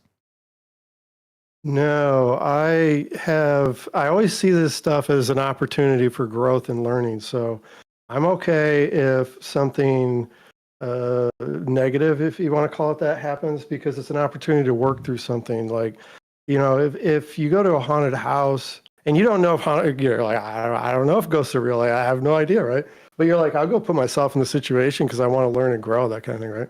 And then one of them knocks you down and starts like dragging you across the floor, and you're kicking and screaming and stuff or whatever. It's like, but from that experience, you know that ghosts are real. Like there's data that you've achieved through that process that's like, wow, that's powerful. I just have a new direct experience that opens up more doors, right? So, because I mean, I have experienced some things that would be defined as negative, but not through the dreaming component. It's more, a normal life kind of thing. Fair enough. Yeah, you just deal with them. Yeah. I'm with you too. Like I said, I did. We talked about this a little bit when I was hanging out with you folks over there on Magic and the Noise, and I described how I kind of had like this remote view that was uncanny. It was spooky, and I was like, do I really want to do that? Right? Like almost as if, like as a noob, kind of venturing into that space where something kind of shocks you a little bit, where it seems as if like this is impossible. And then you're like, wait a minute now this seems very possible, because I just kind of shocked myself too. And I don't know. It's weird. I don't know. Like I kind of feel like I want a circle of salt and a psychic shield, the armor of God, whatever you want to call it, right? Like that type of stuff. But it fascinates the hell out of me, but it also spooks me because I wonder if you can do it wrong. That's what's on my mind. What is the name of your book, bro? I'm trying to find it on Amazon. You've been shadow banned. Oh, yeah. What is going on with this? Yeah, no worries. It's called Project Phase Shift, and Magic and the Noise that's my book, Project Phase Shift. Magic in the Noise is Sasha Cullen and I do remote viewing. It's on YouTube for folks that are interested in that. But Michael, but was there one particular thing that got you interested in this direction? Did you have an experience that was spontaneous that sort of made you want to jump down this path? Or have you just sort of naturally kind of said, look, I kind of wonder if this stuff is real or not? And so you kind of went down that path. No, yeah. So I'm I call myself a non-experiencer. Like I've had some, everybody in life has had a weird thing or two. And I kind of qualify in that category, but no, I'm not an experiencer. I'm more sort of a lifelong connoisseur of, as I say, when we talk about the stuff on the show, reality tunnels of, for instance, would the religious fundamentalist believing in magic be able to manifest magic, where the, reductionist materialists say magic doesn't exist. And so to their mind, it means that they could never access it. You know what I mean? Sort of like we flip switches on and off as part of who we are and what we believe. And so my belief in this is, well, how complicated is it? And so there's no belief there. It's more like let's flip coins and talk to people and find out how weird this gets. Cause I think it gets incredibly weird. And if you can't, to me, if you can't conceive of it and believe in it, then certainly it's not real. And if we limit ourselves, that's the problem. And that's why I'm here, because I'm not a magician. I'm not anything. I'm just me, but I have a fascination with the human mind and how we can kind of handle these things kind of from both angles. And maybe I'm the bridge. Hey, maybe we're the bridge. Maybe this entire thing is looking at things differently and recognizing that, well, maybe we're wrong. No matter what you believe, maybe we're wrong. That's how I see this. But yeah, no, never had a shock moment, never had a weird out of body, nothing like that. I mean, like I said, small things here or there that was like curious, but not like groundbreaking. But yeah, that's my shtick. That's why I'm here. Some very good points, excellent points in terms of your perception and belief can shape, for sure, reality. And I've seen this personally myself in many different ways. So I agree with you in terms of how that can limit a person or shape, kind of their experiences. But yeah, and then I don't know how much time we have, because I know I think you're usually over by now, aren't you? I don't want to go over, so I'll let the next person. We got Derek behind you. He says he's in the aisle, so he's not chomping at the bit because he doesn't have to clock out. But how about kind of wrap it up to a final-esque thought, and appreciate the call. Yeah. So yeah, these things are possible, in my opinion, from my experiences. The idea of parallel realities through the dream mechanic, for sure. In addition, I have seen, I've had contact through the lucid dreaming, so becoming awake and conscious within your dream. Not all the time, but in one instance, I found people that were not supposed to be there. When you are when you're dreaming, you are very much aware that everything is you. And in this particular case, there were a couple of folks that were not me. So I see that space, as you said, as an opportunity for things like telepathy, communication, and other kinds of situations. So I do agree with your information, at least from my experiences, and I do appreciate the topic. And I hope you have a good night. And I do appreciate you. I'll tell everybody about your book. I got it, and I'm going to link it in the thing. Why do you not show up when I search your name? Like, try this, and I don't know if you got some voodoo or some magic, or you can call these guys and yell at them or something, but I searched your name in Amazon, and it didn't bring your book up. I'm like, It usually does. That's does it? weird. Okay. Maybe just you really do need a new computer. That's the answer to that. Yeah, it could be. Let's hope that's not the case. I'm just teasing. No, you're good. You're good. Appreciate you very much. You're the best. Thanks for the call. Thanks for listening, and we'll talk to you soon. Have a great night. All right, bye. Take care. That's again, Magic in the Noise. David, Sasha, doing great work over there. And like I said, hey, remote viewing, but also beyond that, it's greater and beyond that, and that's exactly the point of these conversations. Because how do you shake it out? How do you sort of cook the unknown down to the known, and then talk about it? That's, by the way, by the way, that I do that for my dog. Sorry, I wasn't trying to.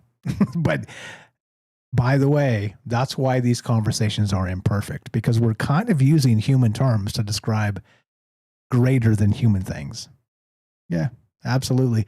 Let's get David's book up here real quick, and I'd love to hear your thoughts on this. As usual, tonight we're talking about the contested territory. I'm calling this Dream Realm Incursions. And look, if we're in their realm, and there are, as Shane said very smartly earlier, maybe dream cops that kick us out, is it possible to invert the idea and maybe the dream entities, native dream entities, hey, sue me, meaning, no, don't really, but sue me in the dream realm. Definitely do that. But maybe those entities spend time here too. And if they do, what kind of ripple effects do they actually cause us? Mandela stuff, or who knows, right? The human consciousness is a wild thing to consider. That's what we're talking about tonight, and all manner of everything else in between. Great call from David. Appreciate that. I'll get your book up in a sec and tell everybody and show you on the screen where you find David's book. Let's go to Derek the Nice Talker. Thanks for being patient, brother. In the eyes. Yep. How you doing, my man? What is up? Yeah, lots of stuff here. Lots of stuff here. As you know, take it anywhere you like. What do you think about the dream realm and the inverse of it? You know me. I like to kick things, kick the turtle over and look at what's underneath the shell. What you got for us tonight? What's going on, Brutus? Great stuff. I missed a chunk in the middle. Just a busy night over here, but yeah, wild stuff from everybody. You can hear me everything, right? Also, I'm getting a little echo before. Loud and clear. Sounds good now. Sorry about that. Beautiful. No, sounds good. First, I don't know if this was mentioned already. I didn't look it up just now, so I'm not sure if this is true. If somebody wants to Google it in the chat or whatever. But as far as like the real world affecting the dreams, you ever hear the thing that when TVs were black and white, people would dream in black and white, and then once like it switched over to color, that stopped. But like for 30 years or however long black and white TV was the main medium of entertainment, the dreams were colored in black and white. That people didn't have colored dreams. You hear that? It might be worth a Google search, but I'm pretty sure that's true. Yeah, no, that's a weird thing, huh? That's one of those ones that's never clicked on me. But yeah, it doesn't mean it's not right. Yeah, I'm searching it right now. It's weird. So like, I wonder what our dreams are like. What the difference between our dreams now with the internet versus like in the 90s or versus in the pre-TV or when it was radio dramas or when it was cave art, or how just the external world could have. If that's true, I'm pretty sure it's true. If that's true, that's pretty wild. And if they if somebody figured out the mechanism of how that works, I wonder like if what kind of subliminal messages can kind of be incepted like all throughout the day and then put into messages in our dreams. I found it pretty interesting and kind of diabolical in certain cases. Dreamvertising, as we've said in the past, right? Totally. Yeah. And then with the dream natives, the dream beings, it makes me think of like people having kind of similar ideas, or like the amount of ideas of like basically every movie monster or every like the most famous kind of like movie aliens or just weird pop culture stuff, and just all throughout time, basically like story, like just illustration ideas and stuff. It's like 8 times out of 10 usually, I saw this in a dream. It's a dream character. Even James Cameron in the Blue Avatar Cats, that's from his dream. E.T. Spielberg had it in his dream as an imaginary friend and stuff. It's kind of like, as far as how does the dream world potentially manipulate the waking world, maybe they know this in the same way with kind of can Cthulhu work through Lovecraft's mind and into our reality that way? Can like they find that people who are creative or artists or are going to kind of manifest what they want and kind of give them an idea within the dream world, so that then they can they know it'll have a certain effect in the waking world and kind of influence their will that way. Or even like sleepwalking. I wonder if kind of sleepwalking is like mini dream being possessing you for a time and stuff. And it's like, maybe that's why you can't, like, don't wake up the sleepwalker, because he's not in the driver's seat right now. It's the dream being in the driver's seat. And if you wake him up when he's not in the driver's seat, it might screw things up, or something like that. But as far as the ideas and the dream natives and maybe people being inspired by actual creatures of the dream world, like at the same time as their imagination. I'm not sure if I mentioned this before, but one of the only kind of recurring nightmares I had as a kid, or one of the main dreams that I remember as a kid, I have 2 kind of main images from it. And this is like one of my earliest known dreams. So like 3, 5 range. So circa like 93, 95. It was this like this like alien creature with this kind of orange head, weird kind of amphibious, like kind of like cowish, but kind of like humanish, but like weird and fleshy. It was like sitting on my couch. I'm against like the window, and this thing's sitting in my couch or the opposite side of my like TV room or whatever, growing up. And I have to like try to get by him. And he's like coughing disgustingly. And I like do this weird jump thing where I'm kind of floating. I don't hit the ground, and I hit his like his face, and I kind of leapfrog his face by like pushing like, and his face gets all smushed up. He starts coughing again, and it's just like, and I saw this creature multiple times as a kid, and like a few years later, it's Jar Jar Binks. The creature, like the creature I was dreaming of, it's Jar Jar Binks. It's like the closest. I'm not sure if it's exactly, but the closest memory of I have. And that movie came out in '99, and I had this dream in like '93, '94, '95, or whatever. And it's like, and I didn't even watch those movies as a kid. I wasn't even a Star Wars fan as a kid, so it didn't really like. I didn't have the realization kind of that, oh, like Jar Jar's this dumb character kind of. It was, but like seeing him on posters and kind of like it was this weird kind of nightmarish figure to me. And I wonder, like, did George Lucas kind of get this thing from a dream, and I was watching the creation of it and that kind of stuff?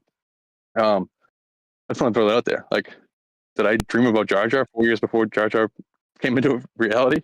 And is Jar Jar a dream native that's always there? Yeah, is he a dream native? Waiting for one of us to dream about him and then create him.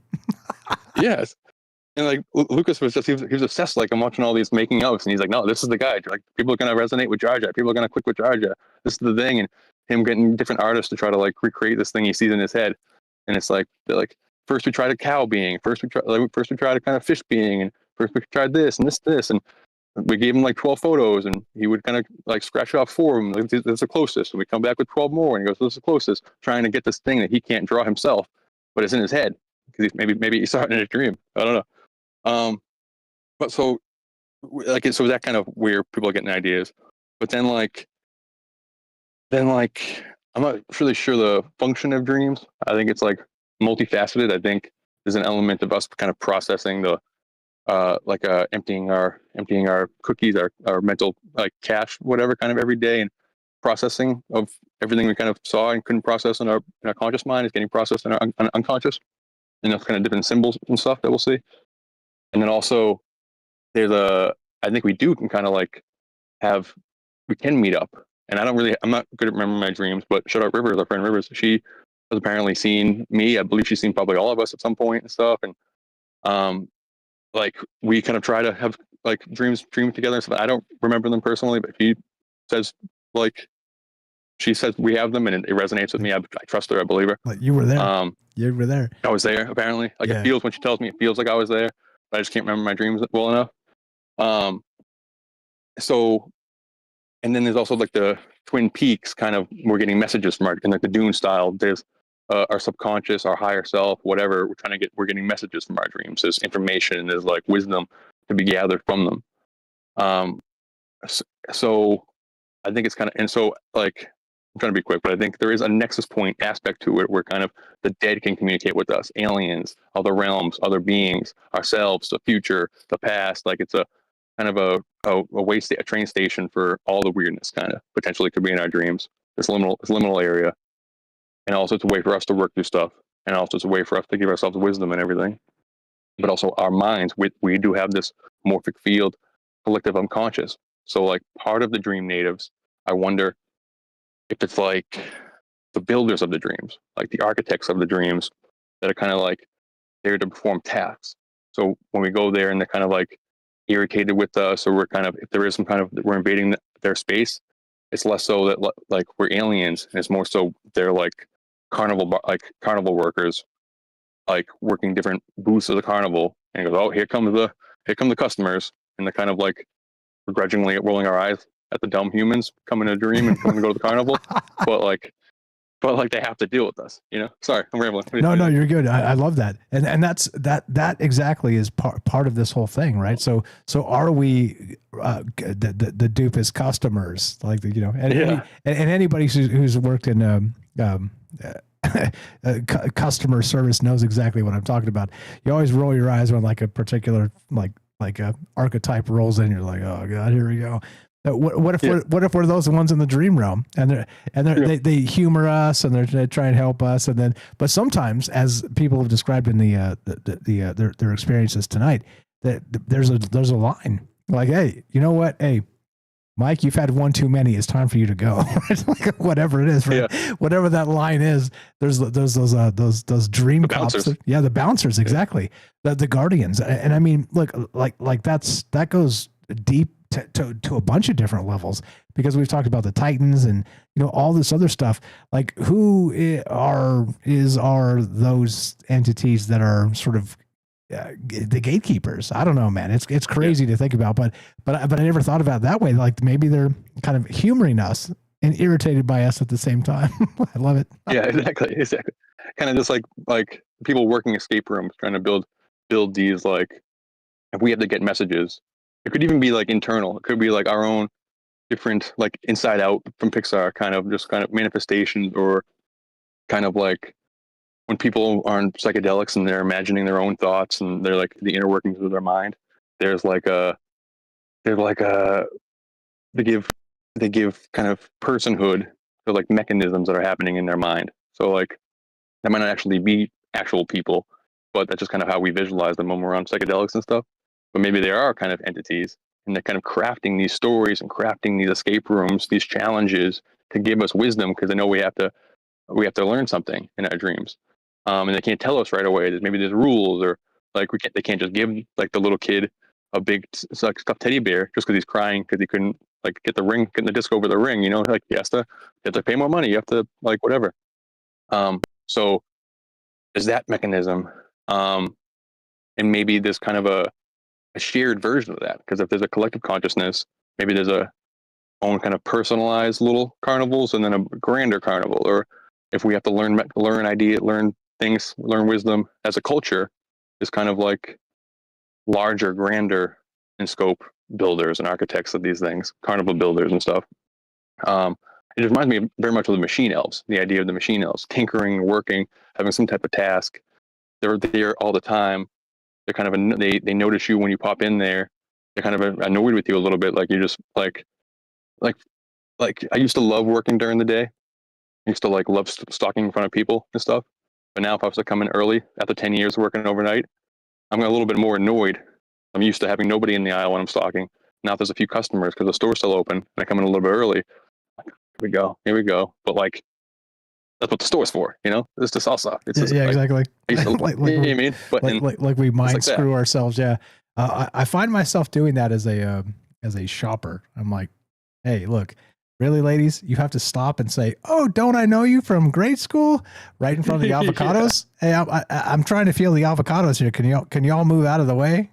I mean, I'm just saying. Yeah. That's a cynical Mike. But smart Mike is like, I'll just go to the back of the store and then come back after they're done chopping it up. But anyway, yeah, like it's annoying, right? Get out of my way. Yeah. Exactly. So there's an element of that, kind of as far as incursions are concerned. Maybe less incursions is more like, okay, we're open. Here they come. Here come the shoobies, the sheep or whatever. But with this was probably mentioned during the kind of the dream guard aspect, but that's in Inception, right? Was that mentioned already in the movie Inception? No, not at all. When they're having the dreams, and that's a shared experience. So or multiple people, multiple consciousnesses can invade one dream. So they don't really get into the idea that is there a shared larger like dreamscape that can be accessed. But they have to be kind of all in the same room and plugged up to these machines or whatever. But they can all get inside a person's dream and try to like incept an idea that they'll take it with them in the waking world. And they're this espionage business for people who haven't seen it. But as soon as if they try to change too much, if they try to like, there's like NPCs, just NPCs kind of running tasks and stuff, because the subconscious is trying to run the dream experience for the person. So if some foreign thing comes in and tries to change that experience a little bit, if it's subtle changes, nothing really happens. But the bigger the change is, then kind of these NPCs that are like just like walking down the street will start to like be activated and turn and look at the person who's doing the changes and chase you out of the dream. And they describe it as like it's just the person's subconscious and like getting this invading force out, or these kind of like dream white blood cells kind of trying to get this kind of like infection out of the body type of deal, because it's throwing off the natural flow of the dream. And then also that just reminds me of like agents in the Matrix. They're like, oh, there's a bunch of people, a bunch of like sleepwalkers running around, just like running the experience, or just playing the game. But then if there's some kind of rogue person who comes in and knows you're in a dream, like knows you're in a game, or in this case knows you're in a dream, is lucid, then then there's agents will kind of come in and stop that, because you're throwing off the function of, if there is some type of function. Like for all we know, we have to be having these dreams. Like we have, like we're always dreaming, whether we know it or not, whether we remember it or not. And if we don't sleep, we die. So if we don't dream, we die. And we don't really know what dreams are, and we don't really know what happens. We don't really know all these things, but we don't do it, we die. So, and I've heard the idea that like, that back in the day, but like lucid dreaming is fun, but if you're like, if you do it over and over and over and over and over again for years and years and years, you're affecting, like, you're usurping the necessary function that the dream is having, and like you're not getting sleeping. The wisdom from the dream, and you're not sleeping right. Exactly. Yeah, you're not as well rested, and your brain isn't emptying the cache in the same way. Like it's like leaving your computer on all the time in 2001. Like every couple of days, turn it off, because it needs to turn off for a little bit, something like that. I'm rambling. Sorry. No, you're good. Busy You're night. good. And also, by the way, every so often, restart your phone. Make sure you download the updates, because cybersecurity, it's all a thing. It's all a thing. And you're totally right. You're totally right. It's and this is us. This is our computer, like our mind, our brain. I don't know. As they say, right? And I'm not sure it's the case anymore, but this was said, kind of going around not just the esoteric circles, but the scientific circles 10 years ago, that the most complex thing in the entire universe is the human brain. I'm not so sure that's the case anymore, but maybe at some point, a few years ago or whatever it was. But I think we got quantum computers now, and anyway, whole thing for a whole nother time. But I just wanted to point out that they said that given enough time and enough, enough time and enough space in an infinite universe, a human brain would spontaneously appear out of nowhere. Yeah. Oh wow. Yeah.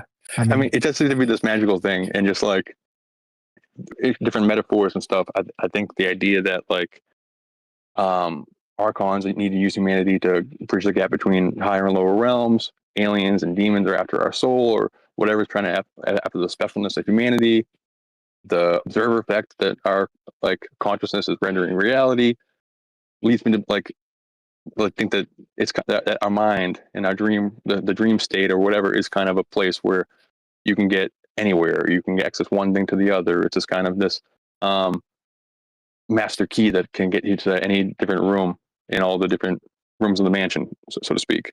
But I'm not really sure, like, but it does have like more basic functions. We do have to process all the noises we heard during the day and stuff.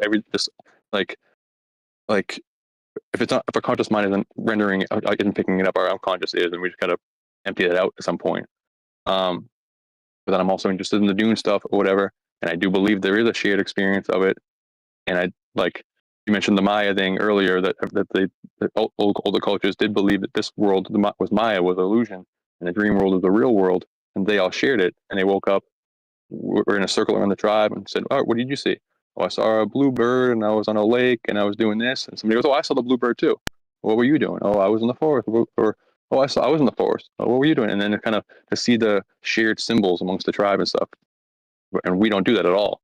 So I think there is that. I think there's an individuated version of that, kind of higher self messages.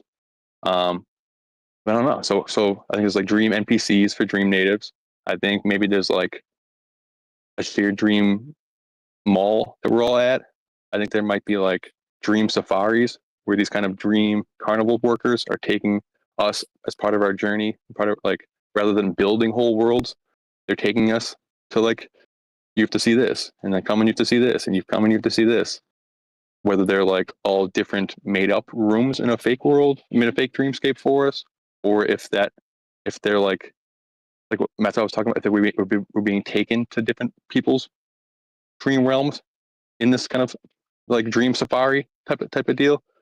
I don't know. I'm just like endlessly interested in it, and like we're making DMT in our brain, and when we dream and all that kind of stuff. So, is there a machine elf type of character, type of dream native in there that's pushing all the buttons and running all the functions and taking the tickets and running the safaris and showing us the indigenous flora and fauna of these different dream realms and navigating us around, and then some rogue dreamers just like running around Disney World without their parents, causing a ruckus and like you know what I mean? I'm rambling. Sorry. No, you're good. You're good. I wonder. Yeah. No, it's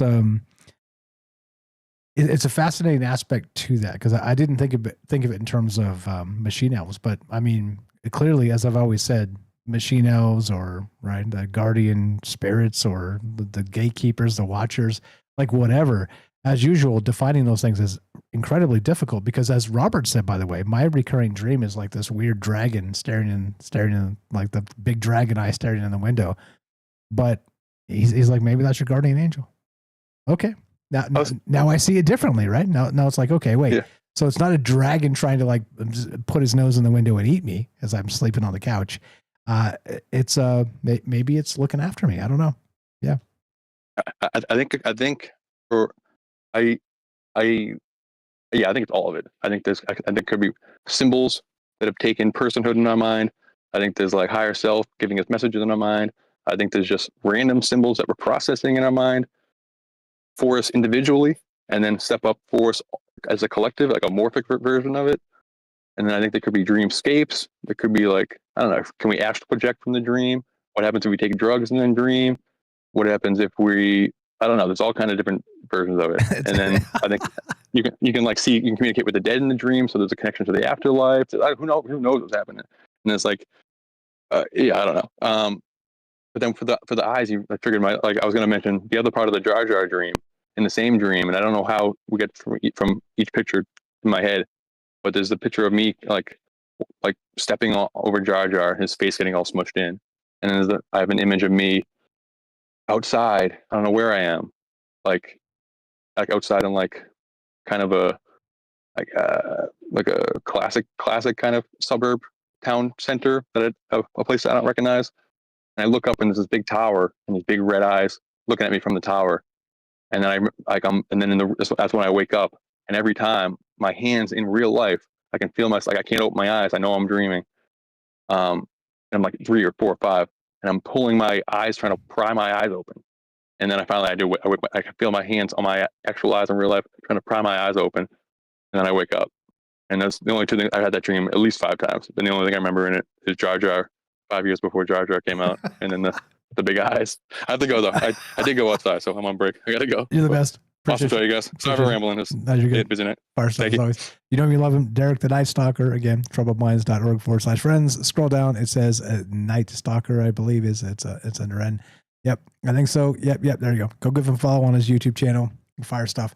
Appreciate you dipping in while you're working. And yeah, this is a good one. The old dream realm and like the layers of such. We'll talk about this later, of course, because that's what we do, really. We talk about this. Dreams is a major theme. And look, I would do a dream show every week, by the way, but I just kind of don't want to wear down my interest, right? Because if I'm not interested, I promise you won't be interested. That's the thing. Let's go. Thanks for being patient, gentlemen. Shane, back to you. Final thought on all this. Lots of ways to look at the idea and lots of ideas. What do you got for us as a final Shane thought? Go ahead, sir. I mean, like you said, you could do a show almost every day on this aspect. There's so much there to it.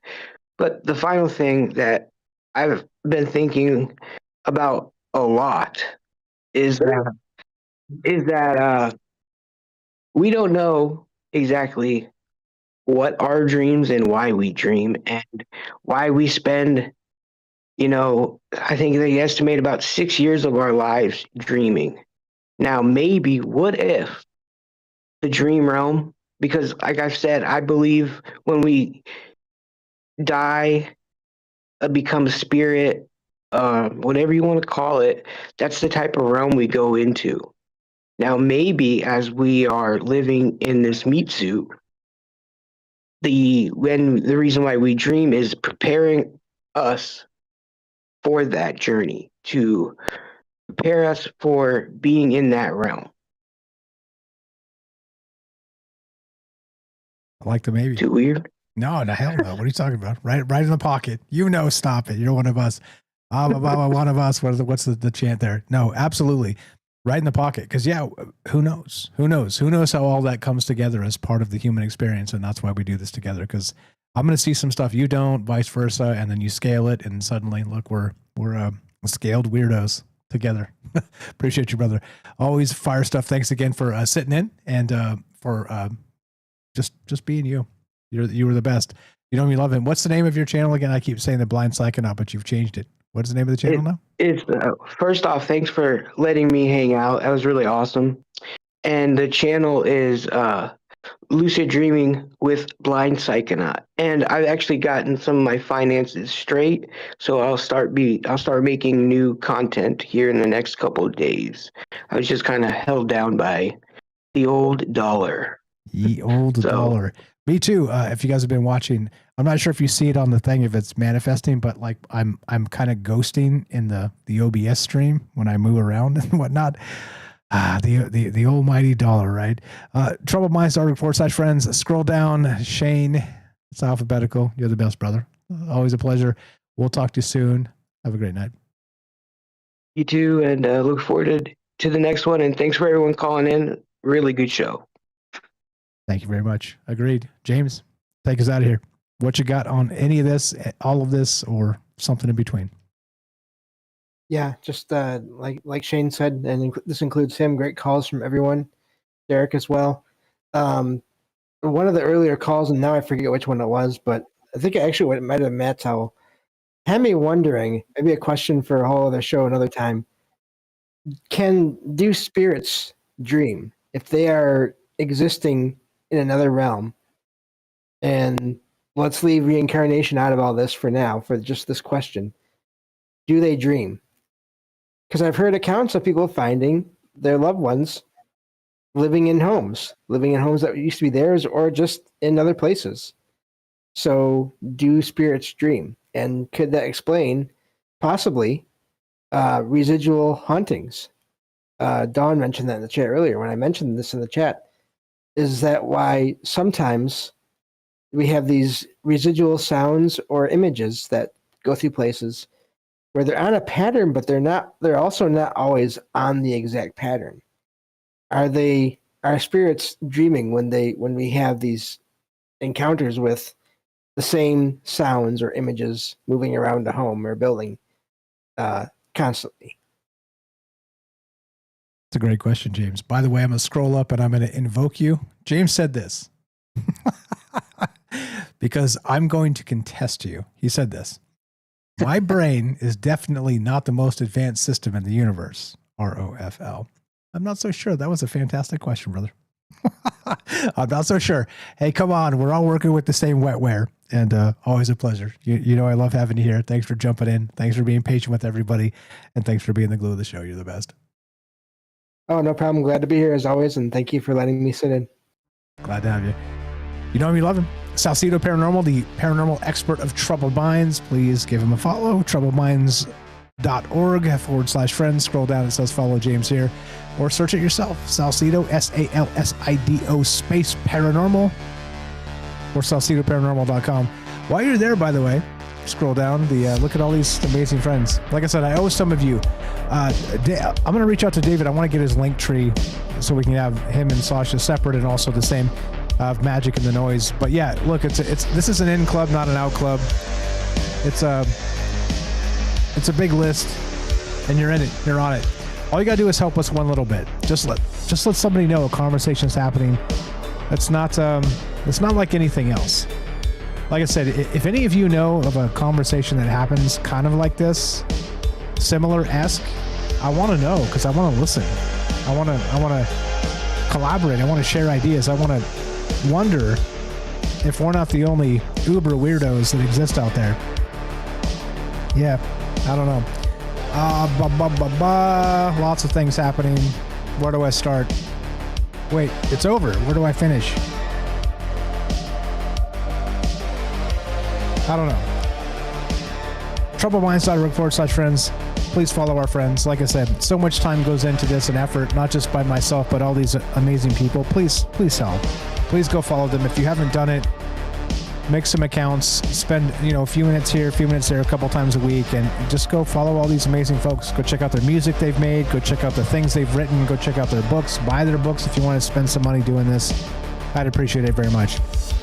Also, spread the word on this, please. So, no show on Thursday. Programming note here. I've got company coming in, family, over the holiday weekend. So, I've got some spring cleaning to do on Thursday night. So no Troubled Minds Thursday night. Sorry about that. No Troubled Minds on Sunday as well, but we'll be back a week from tonight, Tuesday. So please spread the word on that. Let people know that I got company. I got family in town. And like I said, it's bad to be antisocial when you have company or not just company, family in town. So no Troubled Minds until next Tuesday. If you want to help us directly, spread the word. Let people know a conversation's happening where we're not going to talk about the political spectrum. I'm telling you what, the more I listen to politics, I just can't. I want to punch myself in the face. It's so regressive for what it means to be human. Like people twisting themselves in knots to back up ideas that are grotesque, disgusting, like on and on, so on and so forth. It just drives me nuts. I can't stand it. Anyway, if you want to help us directly, spread the word. Let people know a conversation's happening, etc., so on. Help our friends, all the rest of that. So no Troubled Minds till next Tuesday. Thanks again for being part of this. Thanks for caring about the ideas. Go follow all our friends. I would appreciate that very much. If you haven't done it at this point and you've been listening for a while, you're hurting my feelings. TroubledMinds.org/friends. As we finish, it goes exactly like this. Be sure, be strong, be true. Thank you for listening. From our Troubled Minds to yours, have a great night.